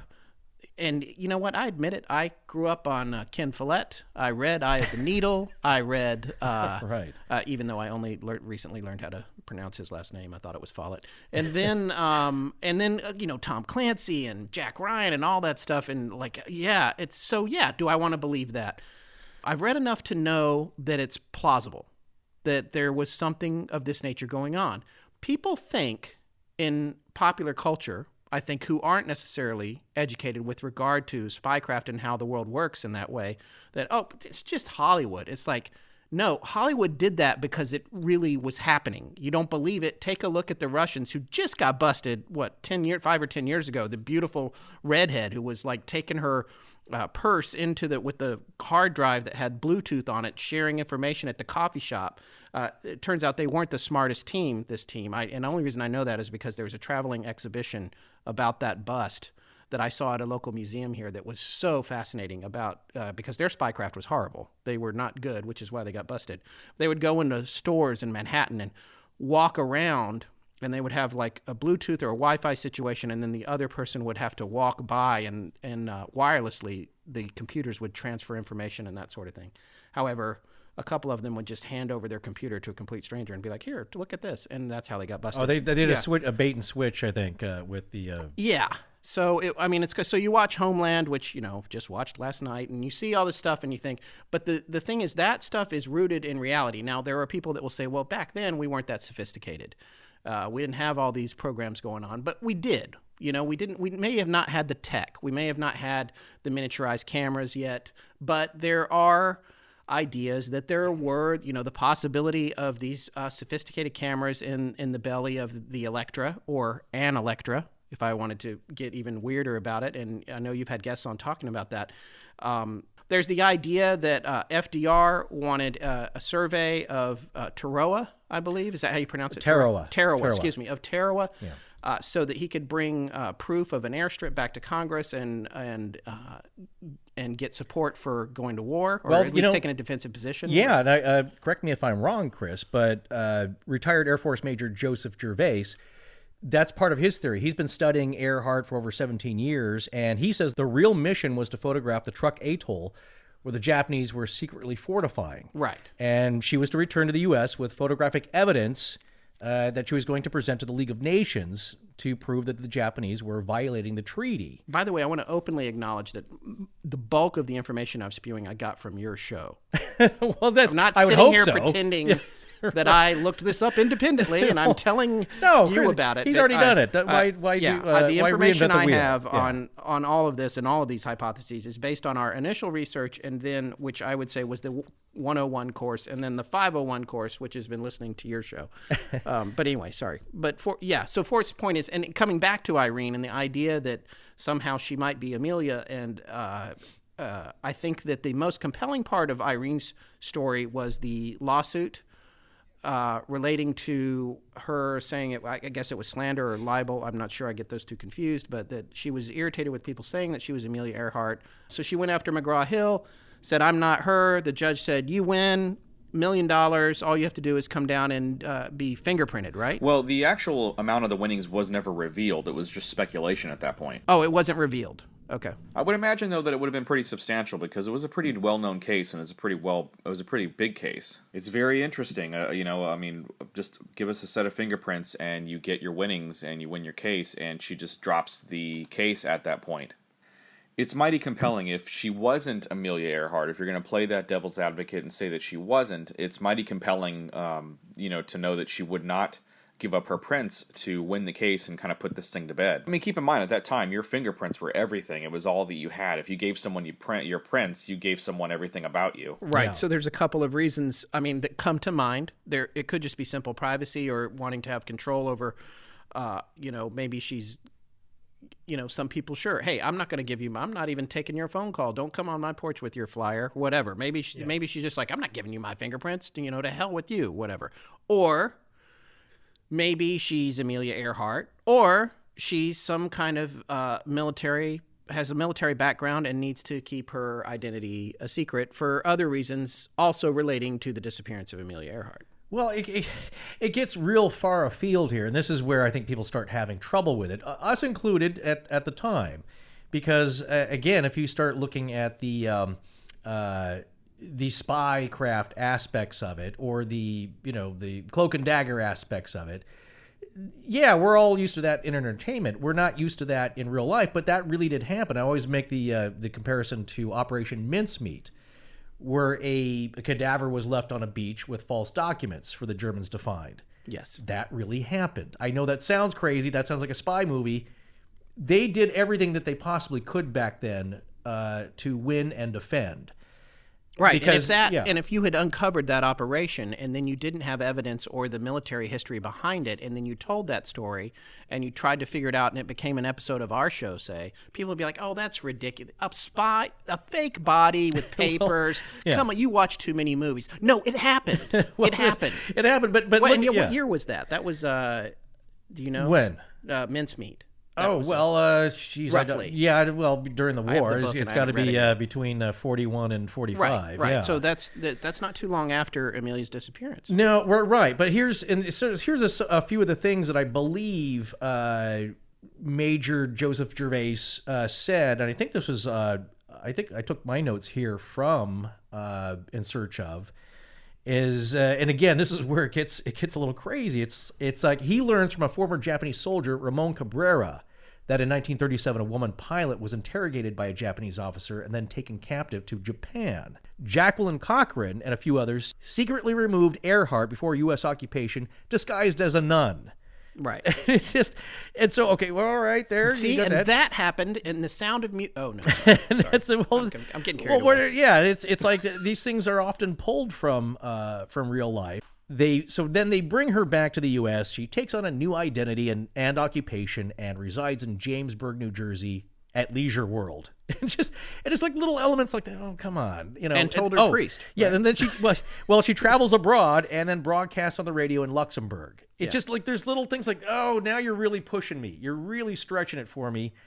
I don't think I can buy into that. But then you hear things like, well, the handwriting, I believe, Chris, was really similar, wasn't it? Yeah, the handwriting analysis that Todd Swindle has done has been really compelling. Between the handwriting analysis and the forensic overlay mapping and everything he's done with that, that's really sort of been the backbone of evidence to support that particular hypothesis. And of course, when you add that to the testimony and the lawsuit and everything that happened with that, that adds to that bank of hypothesis evidence.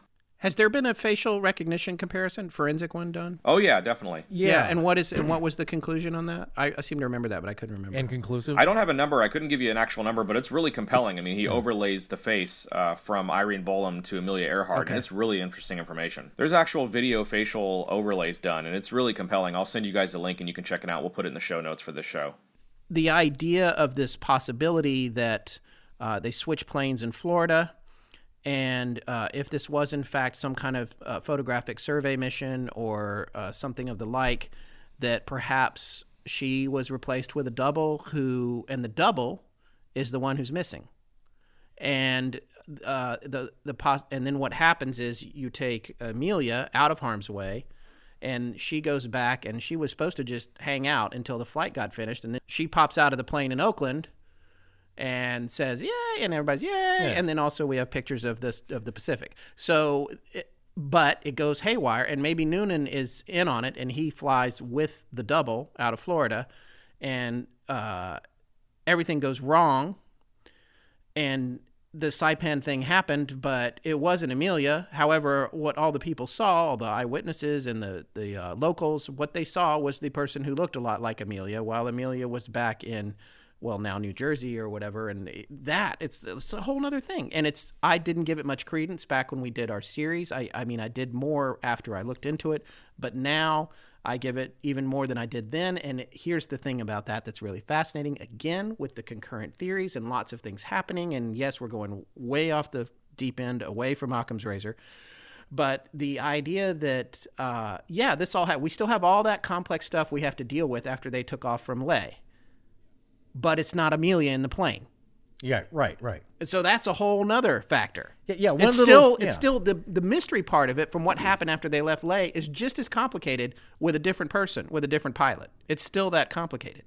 So that's what I think about Irene Bolam. Well, but I can see how small bits that you find really, for these personal researchers and people like Major Gervais who find something and it cements the idea for him, and you find these little clues like, God, boy, this is really falling together. It's really, in my mind, cementing itself. I believe he had knowledge or came across information that the Japanese had an aircraft carrier stationed between Canton Island and Hull Island.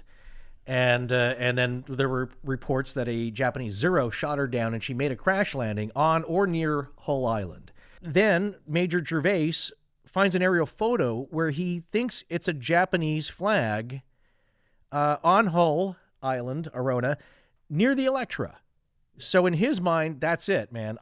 It's not clear as day, but it's pretty close. I'm going to go with it. And so I can see how when you're on these long quests for years and years, and you find a little bit that cements it, whether it's a personal artifact somewhere, it's an aerial photo, it's a Google photo, Google Map photo, that will kind of fix it for you. But again, we've seen all these little bits of elements. It's like, well, there's none that really are just so crazy to us that now that, we have to toss it out, because like if it was the craziest thing we ever heard, I probably wouldn't be that surprised. And now we move to something a little bit newer, really.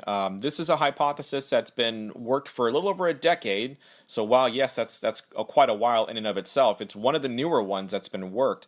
And we sort of broke it on your show. Now, it wasn't the first time that it was ever talked about, but since he's appeared on my show way back on episode 5, I believe, it was one of those ones that you guys were interested in talking about, so we kind of dove deeper into it, and we sort of broke it wide open on your show. So let's talk about the Buka hypothesis in Bill Snavely's work.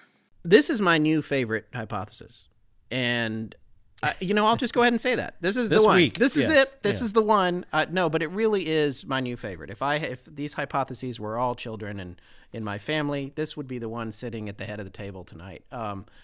I just am really fascinated with this, and there's a couple of reasons that I am. The first one is William Snavely's disposition. I'm very drawn to his disposition because it is, in my opinion, it's very measured. It's calculating, and I don't mean that in a Machiavellian way. I mean it's calculating in terms of how he treats the data that he gets. I don't sense. I actually can't sense in him, just being on your show, really any confirmation bias in his presentation of his idea relating to Buka. Beyond the natural, unavoidable confirmation bias that comes in whenever you're talking about the hypothetical part of any hypothesis. You have to, if you're hypothesizing of what she did or, how long she was at the wheel versus, and it was a wheel, not a stick, which he points out, getting back to that, but like how long she was at the wheel versus Noonan being at the wheel, given how much time they can handle flying, that sort of thing. I think that it's really fascinating because it's a hypothesis that meets two criteria that are, I think, very important. In one way, it is more aligned with Occam's razor than just about any other one except for Crash&Sink. And that's the other reason I like it. Like I said earlier about Crash&Sink, not to be dismissive of it because so many people working on it, I respect for them, not being disrespectful, but what I'm saying is the component of Crash&Sink that I said where it feels a little bit just on a, and I admit this is completely ethereal, but it feels a little bit like there wasn't enough of a struggle to survive. Buka feels to me like the Occam's razor, the Crash&Sink theory, if they put up a fight and they tried to figure out how they were going to manage to live through what was happening to them. And I could be misunderstanding how the two relate. I admit that I'm not as familiar with how those two theories might work together as I should be. Again, what I would like is for Snavely and the Crash&Sink people to go have a meeting and then tell me, but about that possibility. That the point is, like, the idea that they turned back and might have gone down there. This story has that component of getting closer to Occam's razor. It has the eyewitness in the little boy that Forrest mentioned earlier, who saw the plane go down with the engine on fire, and none of his fellow villagers believed him. Right, One of the things that Snavely said on your show that I hope to ask him in person, I guess we can talk about this in a minute, but is he said that there were two people operating the radio or at the radio. I didn't understand how the little boy would know about the radio operation from the shore of seeing this plane. So I'm curious about what that meant. But the fact that he saw this plane, nobody believed him. And then it turns out that, and this is the other reason that I'm very fond of this theory, is there's a plane. There is a plane. And with all due respect to Tom Maxwell, he's looking at a plane too. I'm pretty sure it looks like a plane. I agree with his analysis of that, but he's doing it on Google Earth. This plane, people have dove on it, and it's there. And so to me, that's a plane in the hand, as opposed to the plane in the bush, which is where all the other planes are. Well, it's a plane. And it's a plane. Well, so yeah. When you look at the photos in Snavely's book, which is amazing, you look at these photos that one of the divers took, it's pretty hard to miss the tail of the plane. And it's there's a lot of incrustation, and when you get into these coral situations, it's very hard to make anything out. You can look at the tiger stuff and look at the stuff that they found that they feel like is indicative of a plane as well in Nikamororo, but that to me was harder to identify than what Snavely has found in Buka. I think there is no question they are looking at a plane that matches the profile of an Electra 10E. Not that it was the only plane with a twin tail like that. Right. But when you get even further down the road, with the plane being there and the eyewitness who was vindicated late in life, and he was 80 or 90 years old, and they were like, "Oh, I guess you were telling the truth." And You did see that because we just found it out here. And then the other thing is the result of what the divers are coming back with in terms of eyewitness testimony of what they have seen under the water there. All the characteristics of this particular aircraft, the tail, I believe the hatch or the egress, either in the back, the split windshield, the fact that it has wheels and not sticks, which the Electra had. And then the other thing that for me, the thing that really, it's the reason I want to talk to Snavely so bad, and I'm so excited about the work he's doing. And frankly, I'm embarrassed that we didn't come across it when we did our show. What's Because that? he's been at this 10 years. Oh, and, sure. yeah, that was way before we did our show. But is the hole in the fuselage or in the cockpit Yeah. that the diver looked through and saw a suitcase with the initials GP on it. Yeah, well. And, I know your listeners already know, but like if our listeners, I would say this GP Putnam, who was her husband at the time she disappeared, did she have his case? It's entirely plausible that she might have had it. And was it up part in of the her company. suitcase line? Yeah. Yeah. So I'm almost done. Oh. I know you want to jump in here. No. But I Go just ahead. want to say, like, that suitcase to me, it's like you were talking about, well, if the Freckle Cream had her initials carved in it, this is kind of the next best thing. So we got this plane that looks kind of like an Electra. It's down the bottom. It matches an Electra description in lots of different ways, although Lockheed will neither confirm nor deny that it's an Electra, apparently. They're playing it safe. They're playing it safe, but we have confirmed that one of the engines matches a profile, right? The props or something. Well, profile for sure, but they have to get into it in more detail before they can, obviously match it, definitively. But profile for sure. So it's heavily encrusted. The other thing the diver described, looking through the windshield, was the tanks inside, of which there were only 2 Electras constructed that way, the other one having been destroyed in Russia, I believe. So, and they saw 2 or 3 large tanks in there, which were the fuel tanks we were talking about earlier in this very episode of your show, Chris, although they would have fallen over like dominoes in theory in an accident. So to see 3 of them instead of however many total there were, there might have been 5, I'm not sure, I can't remember, but that it fits. There's so many things about it that fit. It's really hard to imagine it being something else right now. However, that said, Snavely has pointedly said, we got to look at it. I don't know what it is either, but we got to get down there and make a positive identification. And I admire his restraint with regard to his own, how he's talking about what he's found, but also his dedication to getting to the bottom of it. But I truly believe if he gets down there and it's not an Electra, he's going to come right up and be like, well, that wasn't it.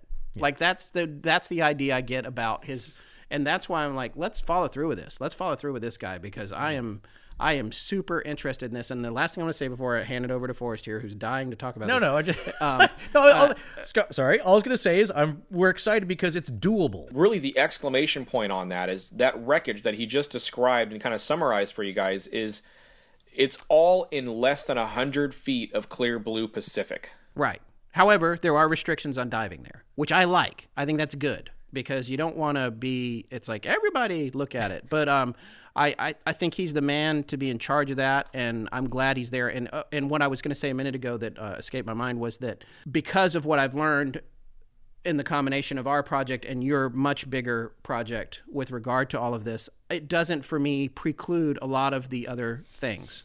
I'm at the point now where it's, well, okay, let's get real crazy here. Let's say, oh yeah, that's the plane, and Amelia wasn't on it though. Amelia's Irene Bolam. She's back, God rest her soul, in New Jersey. It was the plane that the double flew with Fred Noonan, and the double was captured on Saipan, and the Japanese ditched the plane there. Like there's so many different things. She went down on Millie Atoll. They brought it back, repaired it, and then flew it and ditched it at Buka so that if it did get found, it would look like she was trying to get home. Like, I'm open to anything now. Yeah. But I want to know about this particular 10E. I'm open to all kinds of 10Es, by the way. But I want to know about this particular possible 10E in Buka. I'm really fascinated with that theory. Yeah, and I think this is probably as good a time as any to really make this announcement, but you and I, Scott and Forrest, have been talking off the air, and we've actually talked with Bill a little bit off the air as well, and Bill has officially agreed to be a future guest on Astonishing Legends and come on the show and talk about the Buka Hypothesis in much greater detail than what I've talked about here. Yeah, I'm super excited to have him on. We're looking forward to that. We're hoping maybe you can join us as well if you're free. So of course. I think that would just be a blast. But and if I was independently wealthy, I would have already sent him a check for whatever it takes. Let's get down there. Let's look at it. Is it? I can't remember if it was him or Tom Maxwell saying a dive might be $60,000, $65, I think, and then a recovery would be in 200. No, 175. Yeah. There's a price tag on this kind of stuff. Yeah, well, yeah, and I've told Bill this. I mean, really, if you get a team down there and you dive on that thing, one of two things is going to happen. A, you're going to either find a wreckage and you're going to be able to tell the story and get some closure for a family who might have lost their loved ones, or you're going to crack the holy grail of aviation mysteries, and you're going to discover Amelia Earhart's missing Lockheed Electra 10E, and that's so really it's a win-win for Bill, and I think it's one of those things where he can't lose regardless of what happens. Well, and this is when I'll ask Forrest to do my favorite Indiana Jones impression that he does about. Come on, you got to do it. That's already do it anyway. Upset some people. Oh, has it? Yes. Oh, really? Who got upset? Somebody connected to Chris's podcast. Oh, okay. Well, then we won't do it. You're looking in the wrong place, Cindy. Oh, yeah. No, that's the.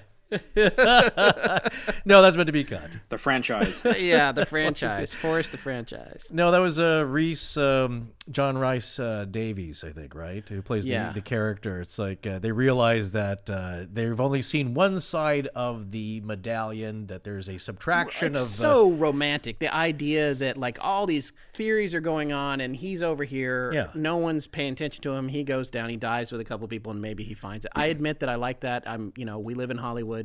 I'm into these like romantic. It's poetic. Yeah, poetic idea of the plane. But the flip side of it, and I think we've shown that as anyone who's listened to all of the Chasing Earharts can tell you, is that the plane is only part of the mystery.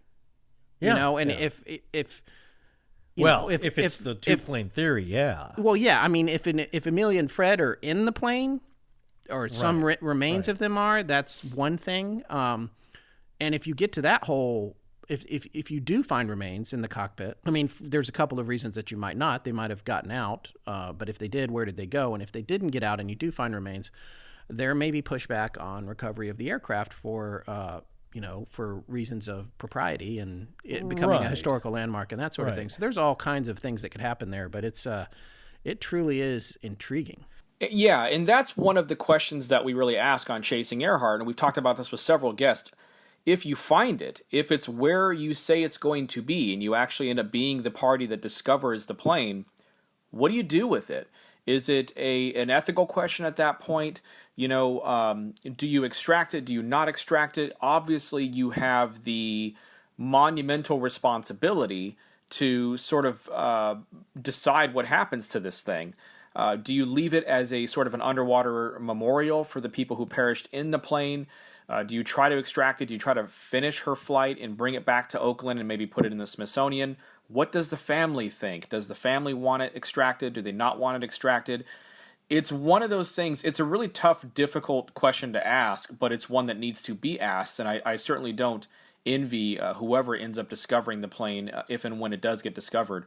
What do you do with it? Well, for me, I mean, based on where this one is, and I believe it's in, Snavely said that it was in a high current area, so it would probably be hard to do this, but like I wouldn't be opposed to an, USS Arizona type memorial over it. And, you can come and visit it and whatever, but you certainly have to recover some indisputably identifiable component that indicates that it was, specifically her 10E. Well, that's an interesting point that Chris mentioned a few minutes ago. That in addition to what you were saying, is that what we found in totally unrelated, getting Astonishing Legends here is in connection to looking for UFOs all the way to Flight 19. Is that often when you go looking for a plane, you might find one. Yeah, it's not. A lot of times you'll find one, and the one that we talked about with our Imminent Disclosure episode about that came from an episode of UFO Hunters, where they went to go dive on a supposedly this private plane that supposedly was downed by a UFO or USO off the coast of Catalina here in California, and they find a plane. It's not the plane; it's another crashed plane. Yeah. In Flight 19 in our series from that, numerous planes have been found, yeah, including Avengers. Well, that's it. TBM Avengers. Yeah. It's like, wait, where does this one belong? Yeah. But the thing about the Avengers were they were training right there, and lots of them crashed. That's true, but they didn't find those. So yeah, so that's the thing about the Electra. There's not that many of them. Yeah. So that's an even bigger find. But yeah, generally there's a lot of stuff out there under the waves, and you're gonna have to bring it up to put this to rest. So like I said, it's not, to me, it's like if you go. There's so much military hardware out there. A lot of these, Palmyra Island is filled with military junk, just rusting away. If you go to the Aleutian Islands on Kiska, I believe there's a lot of World War II, they fought a battle around there. There's a lot of World War II machinery there. The battlefields of Europe are littered with it. So it's not a military plane, but just because of World War II, you're going to have to really define this. But like I said, what's exciting is that it's not in the Marianas Trench. It's not totally so deep that answers can't be retrieved. Right, and there's so much work being done, great work being done by groups like Nauticos and the Stratus Project and the Waite Foundation and all those wonderful searches that are out there, taking these deep dives 16, 17, 18,000 feet down and searching the ocean floors and all the square miles that are being covered and being mapped that have never been mapped before. And when you compare it to that, I mean, this is in less than 100 feet of water, so a team can get in there and knock this out pretty quick and really just kind of find out whether or not definitively this is Amelia Earhart's plane or just another Lockheed 10E Electra or something totally different. And I always say this when I talk to people, but I mean, if you can rule something out fairly easy, then just do it out. Well, yeah, and by the way, it makes sense to me. If you're working on one of those other hypotheses, it's super expensive. I would throw a little change towards this just to rule it out. Yeah, because why continue to spend, $500,000 here, $500,000 there, if it's sitting over here in 100 feet of water? Yeah, well. Yeah, and what's interesting is we've talked to Doug Westfall, who's a project guest, and he's one of the ones who he's the one who published Bill's book, actually, and he makes a really good point when he talks about flight radius. And if you know anything about flight radius, what flight radius is basically the equivalent of how far you can fly and how far you can go on half your gas. If you cannot make it to your destination on half your gas, then what do? You turn around. Exactly. You're going to find a place where you can land immediately, where you can try again. You can, in her case, you're going to maybe go back to lay. Whatever it is you need to do to make sure that your lives are saved and that you can attempt this again another day, that's what you're going to do. So this should at least be looked at, I think. I mean, I think it really should be explored and discovered, and if nothing else, ruled out. So, gentlemen, before we move on to some fan questions that have been submitted via social media and through our website, I want to ask you really a question that I think you guys might be in a really good position to answer, and that is about, why people care so much about this particular case. Because as you guys know, and as I know, of course, this is the 81st year, going on the 81st anniversary of the disappearance of Amelia Earhart and Fred Noonan. And it's hotter than ever. It's, as you know, with the Jantz paper that just released and all the pop culture stories, the human reference stories, and, everything that kind of happens regarding Amelia Earhart, she's hotter than she's ever been. And anytime anything comes out, it's super important and it just grabs the attention of the entire world. I want to ask you guys if you can speculate as to why that is. There's a couple of reasons. I think one of them, obviously, is it's an unsolved mystery, and people are intrigued with any unsolved mystery. It's one of the biggest in the world. When you have someone, or something that vanishes, and there's really no hard evidence. There's, people have found lots of little things that are ultimately inconclusive. There's no hard evidence, then intrigues people, and there's a wonder associated with that. People want to get a phrase that we came across. What episode was that? Cognitive closure. People want to get. Oh yes, I can't remember what it was, but the idea of cognitive closure. You don't want to probably have the Yeti series. Was it the Yeti series? Yeah, you don't want to have this open. Yeah, I think it was when we did a series on the Yeti. Dr. Daniel Taylor was talking about that in his book about the Yeti. But I think people have a hard time with things being open-ended. However, there's more to it than that. There is the idea of Amelia and who she was. I mean, she was a true pioneer. She was a hero, and she was a strong woman doing something pretty amazing back when women were only just barely allowed to do anything. And that's really amazing.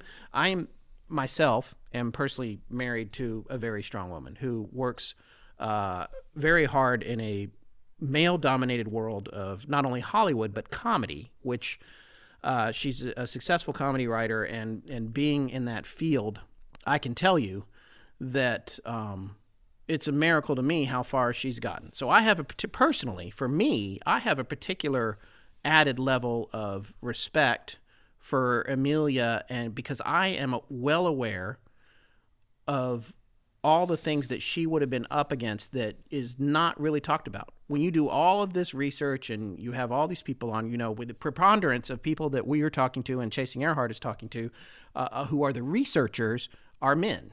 And there's a perspective there that I think it would benefit if there was someone similar to her who was also looking into this to add some more, to get a bigger picture of the ideas. Because I've talked at length with my wife about it, and she has a very different point of view about things Amelia would or wouldn't have done in certain scenarios, and what she probably would or wouldn't have been allowed to do by society and the world at large back then. So for me, it's more than just this missing pilot and this amazing woman. It's about her being an amazing woman, and it's about her being a pioneer in more ways than one.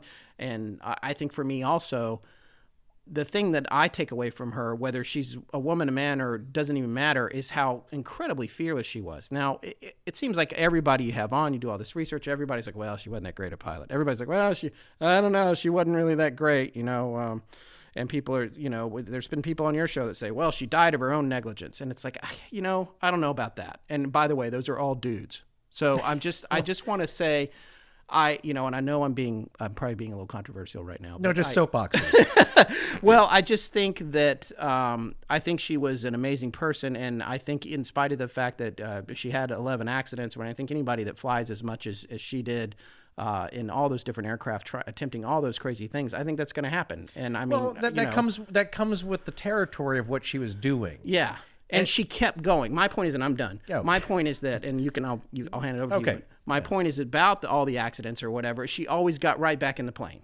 She got right back in the plane, and I have true admiration for that. You know what? I had a motorcycle for a few years. I had a couple of close calls. I sold it.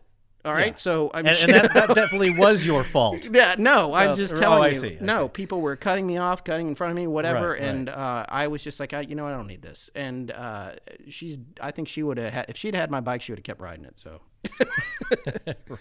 but I mean, Scott in his very roundabout way, which is usually what I do, he kind of sums up the same points in that the reason that it is burned into our collective consciousness from now, and even if she does get found, her legacy will continue to live on because of those points. But it's the larger than life person and personality of who she was. Certainly planes go missing all the time with no explanation. As Scott said, MH370, there's one with a lot of people on it, which is a very bizarre and heart-wrenching tragedy. But that is a large group of people. This is someone that, because of who she was and what she did, she's a legend. And so when she embarks upon a legendary journey, and like I said, this goes back to me being a little kid, and with those little kid questions of like, well, why didn't she turn around? Why can't she be found? What's the big, now, it's not a big deal, but like, what's the problem here? Right, she was being tracked. There were ships out there. There was a radio. It wasn't this wasn't 19 20, even earlier, where it's, she's in a biplane. This should not have happened. And that was one of the things I believe was mentioned by your guest, Bill Snavely, that there's two things that she could have done that would have prevented this. Had she left 6 months later and missed those reversing trade winds, the headwinds, or if she had... which they didn't know about. The knowledge of the trade winds wasn't published until 1945 or something, right? Or 44. Yeah. Right. Or if she had taken off from Rabaul instead of Lae, New Guinea. Rabaul has a 3,000-foot runway, and Lae was 4 hours of extra flying time. So who knows? I mean, sometimes it happens with people, again, even my personal heroes that I grew up with, like my grandfather. It's like, he was a tough guy, but he did some foolish things, just out of... because he was so confident and skilled in different things, he'd be working on a carburetor with a lit cigarette. It's like, and he was chief of fuels at an Air Force base at one point. It's the comfortableness of having done it so much and the confidence that, sometimes that gets you in trouble. I'm not saying that's the case here, but it points to that bold character that we all wish we had and we look up to, and inspires so many children, as Chris has pointed out in his own show, how it's inspirational to young people and women and young girls especially. That combined with a tremendous worldwide mystery which may never be solved, but we're tugging at those threads so closely. We might be so close to figuring that out.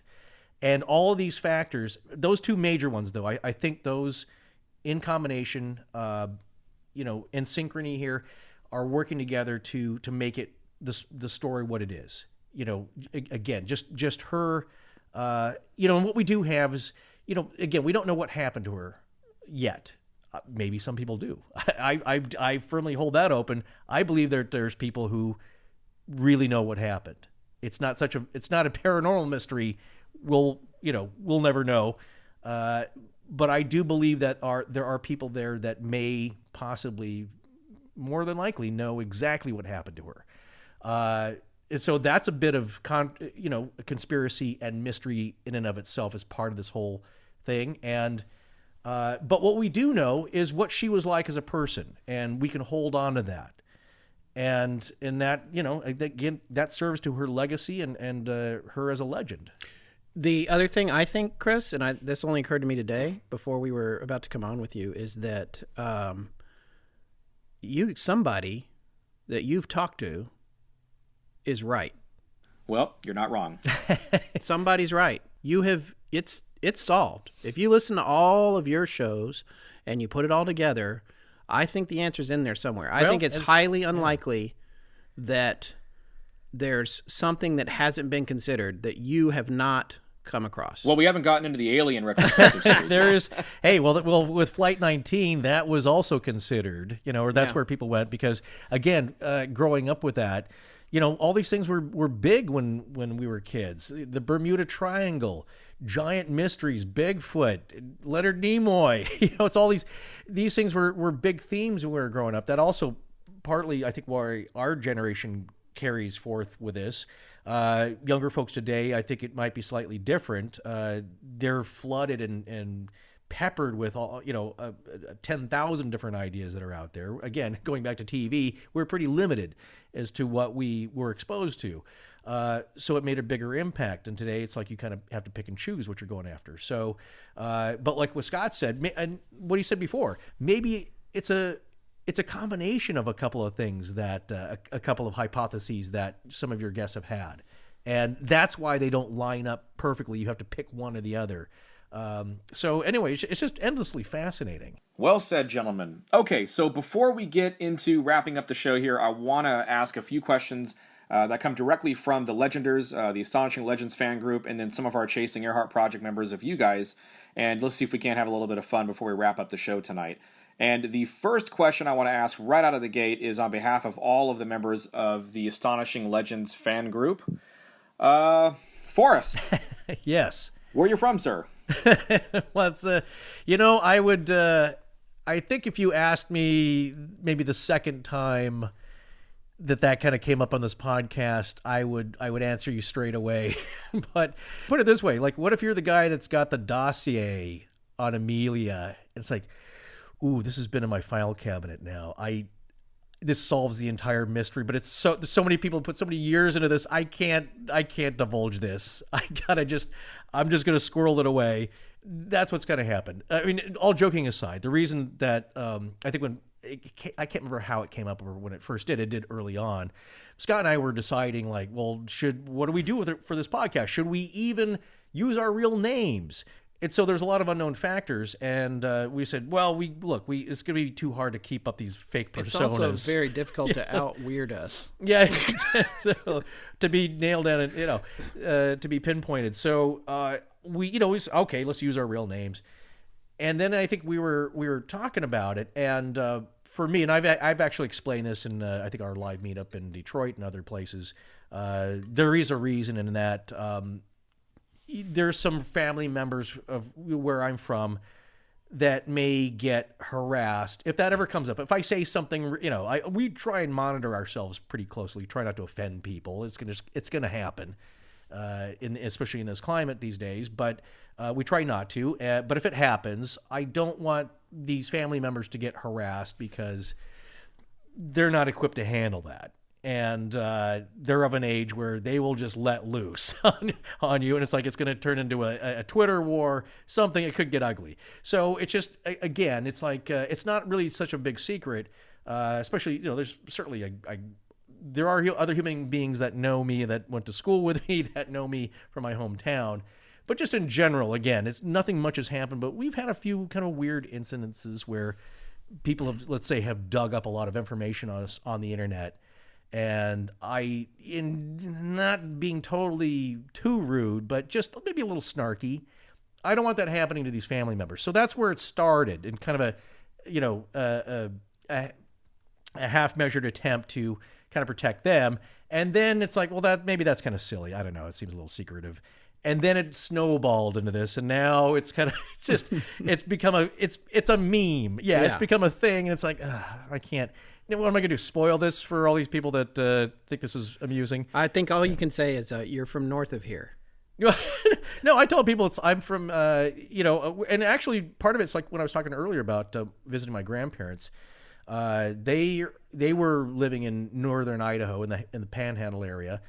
We had property in western Montana, and we had property in eastern Washington. So I was kind of, throughout my childhood, was kind of bouncing around those kind of areas there. And believe me, if you heard it, it's like, oh, okay. Or the Chick-Fil-A analogy, like, really? Well, that's not that interesting. Let's move on. So anyway, there you go. So I would gladly tell you right now and everybody, but it's become a thing. All right, Legenders. I'm sorry I tried, but he's an oak. Yeah. All right, on to the next one. So Elizabeth from the group wants to know, what is the craziest hypothesis or theory that you have personally heard regarding Amelia Earhart, whether it be just within personal research or research for one of the shows that we've done? What is the craziest kind of theory you've heard out there? Well, the term crazy with regard to a theory is a subjective thing, I think, because at varying times I've thought some of the theories that I'm now behind I thought they were crazy when I started looking into them. Yeah. Not the least of which is the Irene Bolam idea. Well, yeah, and I think also that's going to be Saipan, frankly. I think, but see, is it crazy because it's unbelievable, or is it crazy because it's convoluted? I think because it's convoluted, there's more elements to it. Because again, when we're talking about Saipan, getting shot down by the Japanese in that area at that time, being taken prisoner, being thought of as spies, even if they didn't think you were spies. The kind of the way they were described as Japanese military pirates, almost thought of as privateers in a way. They're military units, but almost paramilitary, where they're going around just killing people if they have to, getting rid of witnesses. To me, that's not that crazy. That's what was going on at that point. They were already into adventurism there, and had done some not so nice things, let's say, in Nanking, and in China, and in Korea. So to me, it's like, well, they wouldn't do that. Oh no, they would.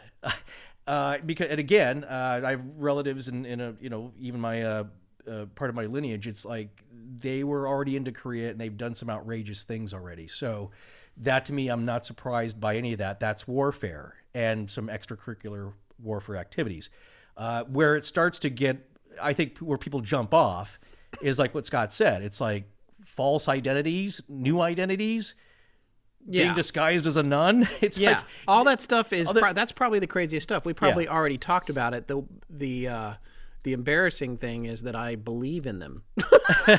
Well, because we've heard so many crazy or things, the possibility of them. I should say. And that's also kind of a delightful thing that happens to us when we research stories, is that you think you know about it. And somebody asked us another question that we didn't get to in our 100th episode celebration, Archipalooza. It's like, have you ever started off a story and started getting worried, like, there's nothing here? Well, there is one time we had a great idea to do Lake Baikal. And, Scott saw it from that show, What on Earth, which is a satellite, which I would love to see them accidentally finding something with Amelia. But it's like, it's the deepest lake on Earth. There's 4.5 miles of sediment alone in this thing. That's what's down in that silt. That's crazy. And then I think there was some mysterious ice rings that happened, but that might be nature.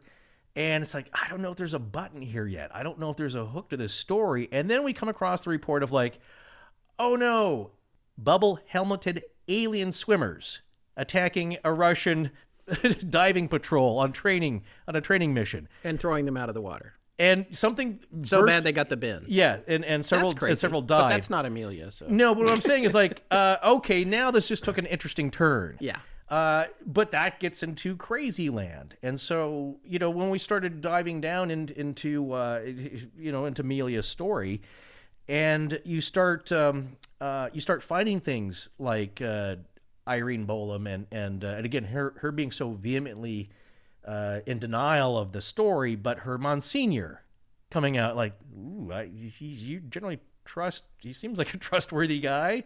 He's he's got a prominent position within the diocese, I believe, in her area, and he's coming out and saying that. It's like, okay, it just got more weird. Yeah. So that probably is the direction where this is taken, because again, it's, as Scott said, it's more elements that make it seem a little harder to swallow. Now, here's an interesting question that comes from Michael in the group, and it's been in the news lately. We've actually talked with Dr. Tom King about it. We've talked with Dr. Jantz about it a little bit. Are the man-eating crabs, the coconut crabs, are those a viable theory in your eyes? Did Tom come on your show about the crabs? Well, not regarding the crabs specifically, but we did ask him about that, and we did ask Dr. Jantz about the crabs as well. Oh, okay. I don't know what his position was. I tell you what, I saw that famous YouTube video of the crab. There's a couple of where they're super scary. These crabs. Oh, they're climbing up a door. I think because they invade. Yeah, they're making off with like bowling balls and stuff. Now, but I think first of all, I'm completely unqualified to answer this question. Just go ahead and say that. It's a Tom King question, probably. Do you even eat crab? I do eat crab. Oh, yeah, it's delicious. I think. I like soft shell crab, right. but in terms of them hauling off the remains, I suppose that's plausible in terms of a biological, a natural operation. There's a lot of other things that I think would have happened first, which not the least of which would just be storm damage. To any island that lies that low is at times, if it's given over to a storm surge, the whole thing's going to disappear for a couple hours maybe. I mean, I'm from North Carolina. I've been down at the beach. I've seen water after a hurricane, many feet deep, a long way inland. And so when you take this tiny little islands out in the middle of nowhere, I find it hard to believe that crabs would make off with literally every component of a body. However, I don't think it matters, because all the storms over the course of 80 years would have destroyed pretty much any evidence anyway. Although, Gillespie found those bones in the burial site and right. And that sort of stuff. Anyway, for me, the crabs seem a little out there, just personally. Well, but I have no knowledge of marine biology. It's just, well, that doesn't stop a lot of people from hatching their own theories. Maybe, well, yeah, maybe a toe, something like that. I don't know. Well, there's no how do you disprove it? It's just like, well, there's nothing to find. It's just that this could happen. It's like, I'm not taking a nap on that beach. I'll tell you that for nothing. Well, they're not without a cot at least, but they climb. So, but it's not like if you were saying like, could coconut crabs have turned that plane into scrap piece by piece and carried off the shiny pieces of metal? It's like, ugh, I don't know about that. That's a Disney character. Well, no, it's like, well, look, if you found parts of a plane that had weird, maybe as a scenario, maybe this is your theory. It's like, okay, we found parts. Let's say we found one of the flaps from an Electra, and we know that the part numbers match up, confirmed by Lockheed. But there's puncture marks in here that look like bullet holes. Oh, that's weird. Did she get shot down? Who would be shooting this plane up? Or the one theory that she came out with her pistol and. There were these the Japanese soldiers, the sailors, that there was a little small gun battle. They were shooting up her plane with their rifles. That would add some weight. However, maybe it was coconut crabs that punched holes in this. Like, they're that strong, they could puncture aluminum. You know what I'm saying? So then you're debating what happened to this piece of metal that has holes in it. Was it crabs? Was it gunshots? Well, we don't know, but maybe crabs is a theory. There's no flaps. There's no crabs. There's nothing. So yeah, I suppose it's possible. Crabs can do that, but it's like, it's almost kind of a nothing theory in a way. Unless you'd have to find something else. That's my point. It's like, if you found some other piece that then you're wondering if it's crabs or natural elements or the Japanese military, something by accident, then it's a debate. Here it's just like, I guess, I don't know. Like, it's just too thin. But what about crabs with guns? They could fire. Now, see, again, if you're talking about, they're not going to be any better at hitting something than a stormtrooper. Well, I wouldn't worry about it. This has actually happened. Yeah, people's pets have accidentally discharged firearms and shot their owners. Well, that's usually dogs. Yeah. Well, that's what I'm saying. So if that's the question, there was Amelia. We found some bones. There's a bullet lodged in the skull. Unfortunately, in one of these skeletons, it's a bullet hole. Who did it? Did it come down to? And I hate to speculate on this. It's awful. But if you're in that starving to death scenario, and it's like, look, this is terrible, but it's just going to go on for another week. We have a gun. Do we end it right here? No shame in that to me. It's like, that's your choice. But to a lot of people, yes. Or was somebody shot by a crab accidentally pulling the trigger on something? It's like, crazier things have happened. And so then, you know what I'm saying? Then the question's different. The elements of the question are different here. But yeah, who knows? We don't have any of that stuff, so it's impossible to tell. Okay, just a couple more quick questions here before we wrap this up. This one comes from Jan, one of our project members, and she wants to know, can Scott or Forrest do an impression of Leonard Nimoy during the In Search Of episode regarding Amelia Earhart? That's going to be you. Oh, I don't think I can pull that off. No. See, with that one, I'd have to practice. It's hard to do. Let's just say I'm not being prepared for this. I usually don't do Leonard Nimoy, but I will do the one line he did from The Simpsons when he. Oh, that was the X-Files episode where he shows up, I believe, and orders a hot dog from the stand. He's like, "What do you want on it, Mr. Nimoy?" He's like, "Surprise me."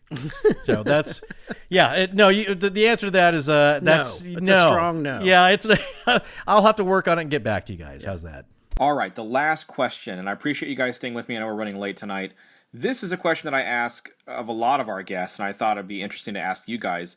If Amelia Earhart were alive today, and you could ask her just one question, what question would you ask her, and why would you pick that question? If she was alive today and I could ask her, well, I mean, this is a pretty boring answer, but it would be, what happened? Yeah. What happened?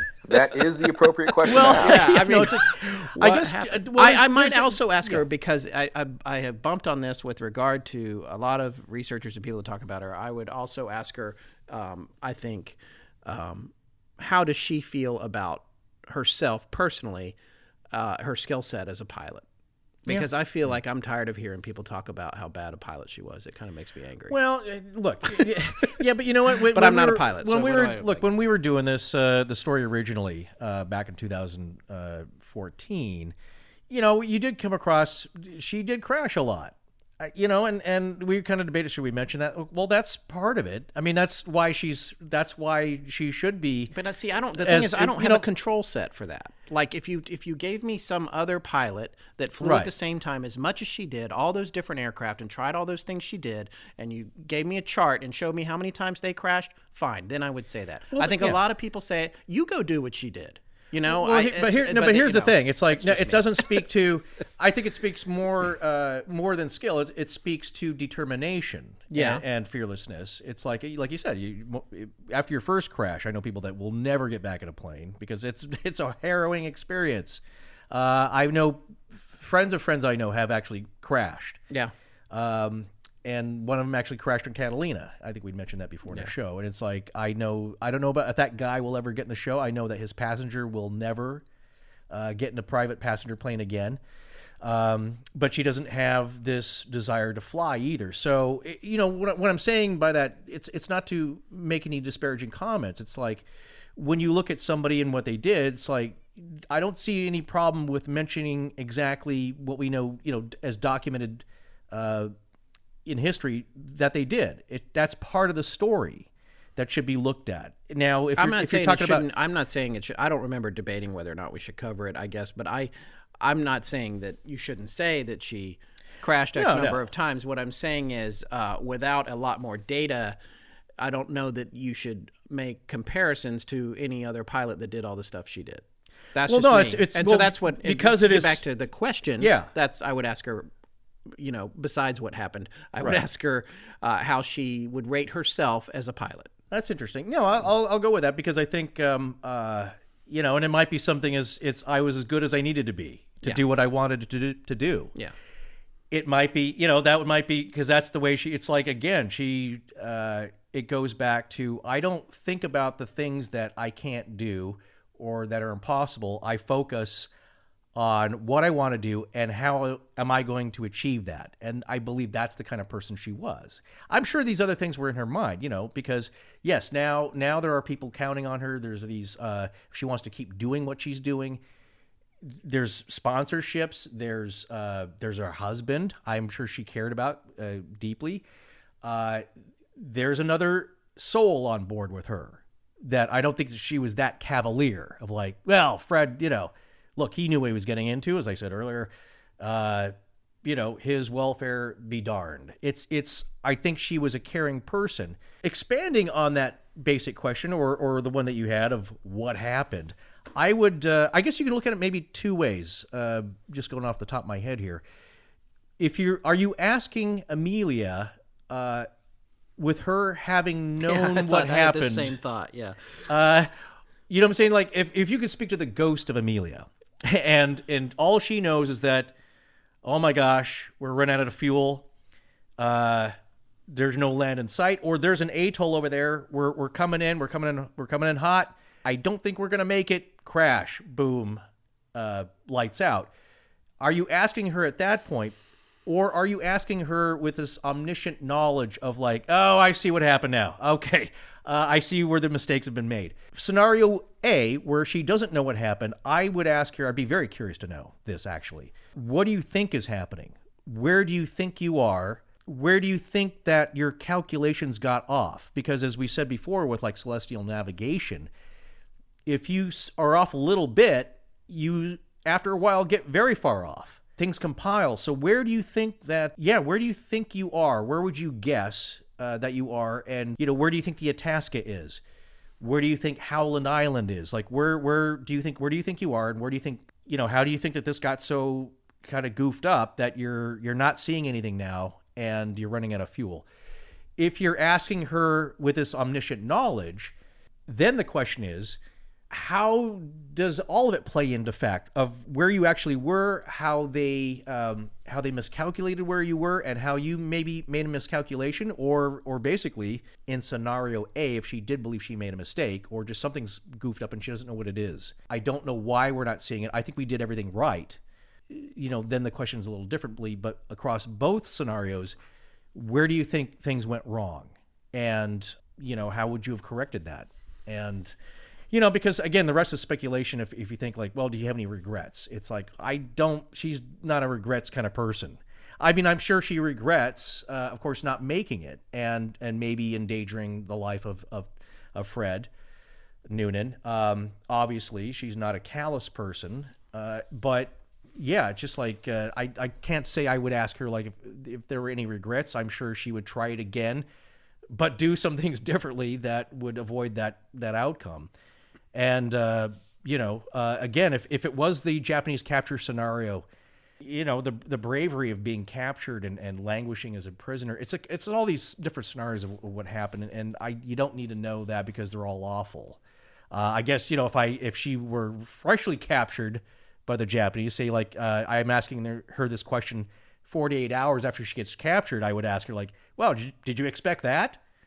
Did you know that maybe there were cameras on board? What do you think of all that? It's like, oh, those guys. Oh, had I known they put spy cameras on board, I would have had a thing or two to say about that. Or if she said like, no, I knew about it, but you know what? I also know that this kind of intelligence gathering is important for the war effort. I feel like I'm doing my part. Fred and I were glad to do it because there's a patriotic bend. So yeah, it's a lot of different questions, but basically, yeah, that's the one that boils down to is where do you think that things got so askew? Well, with that, I think we're going to call it a night. This has been an absolutely phenomenal discussion tonight. This has been our longest episode yet, and we've gone about almost 2.5 hours, so we really want to thank you guys for sitting in with us.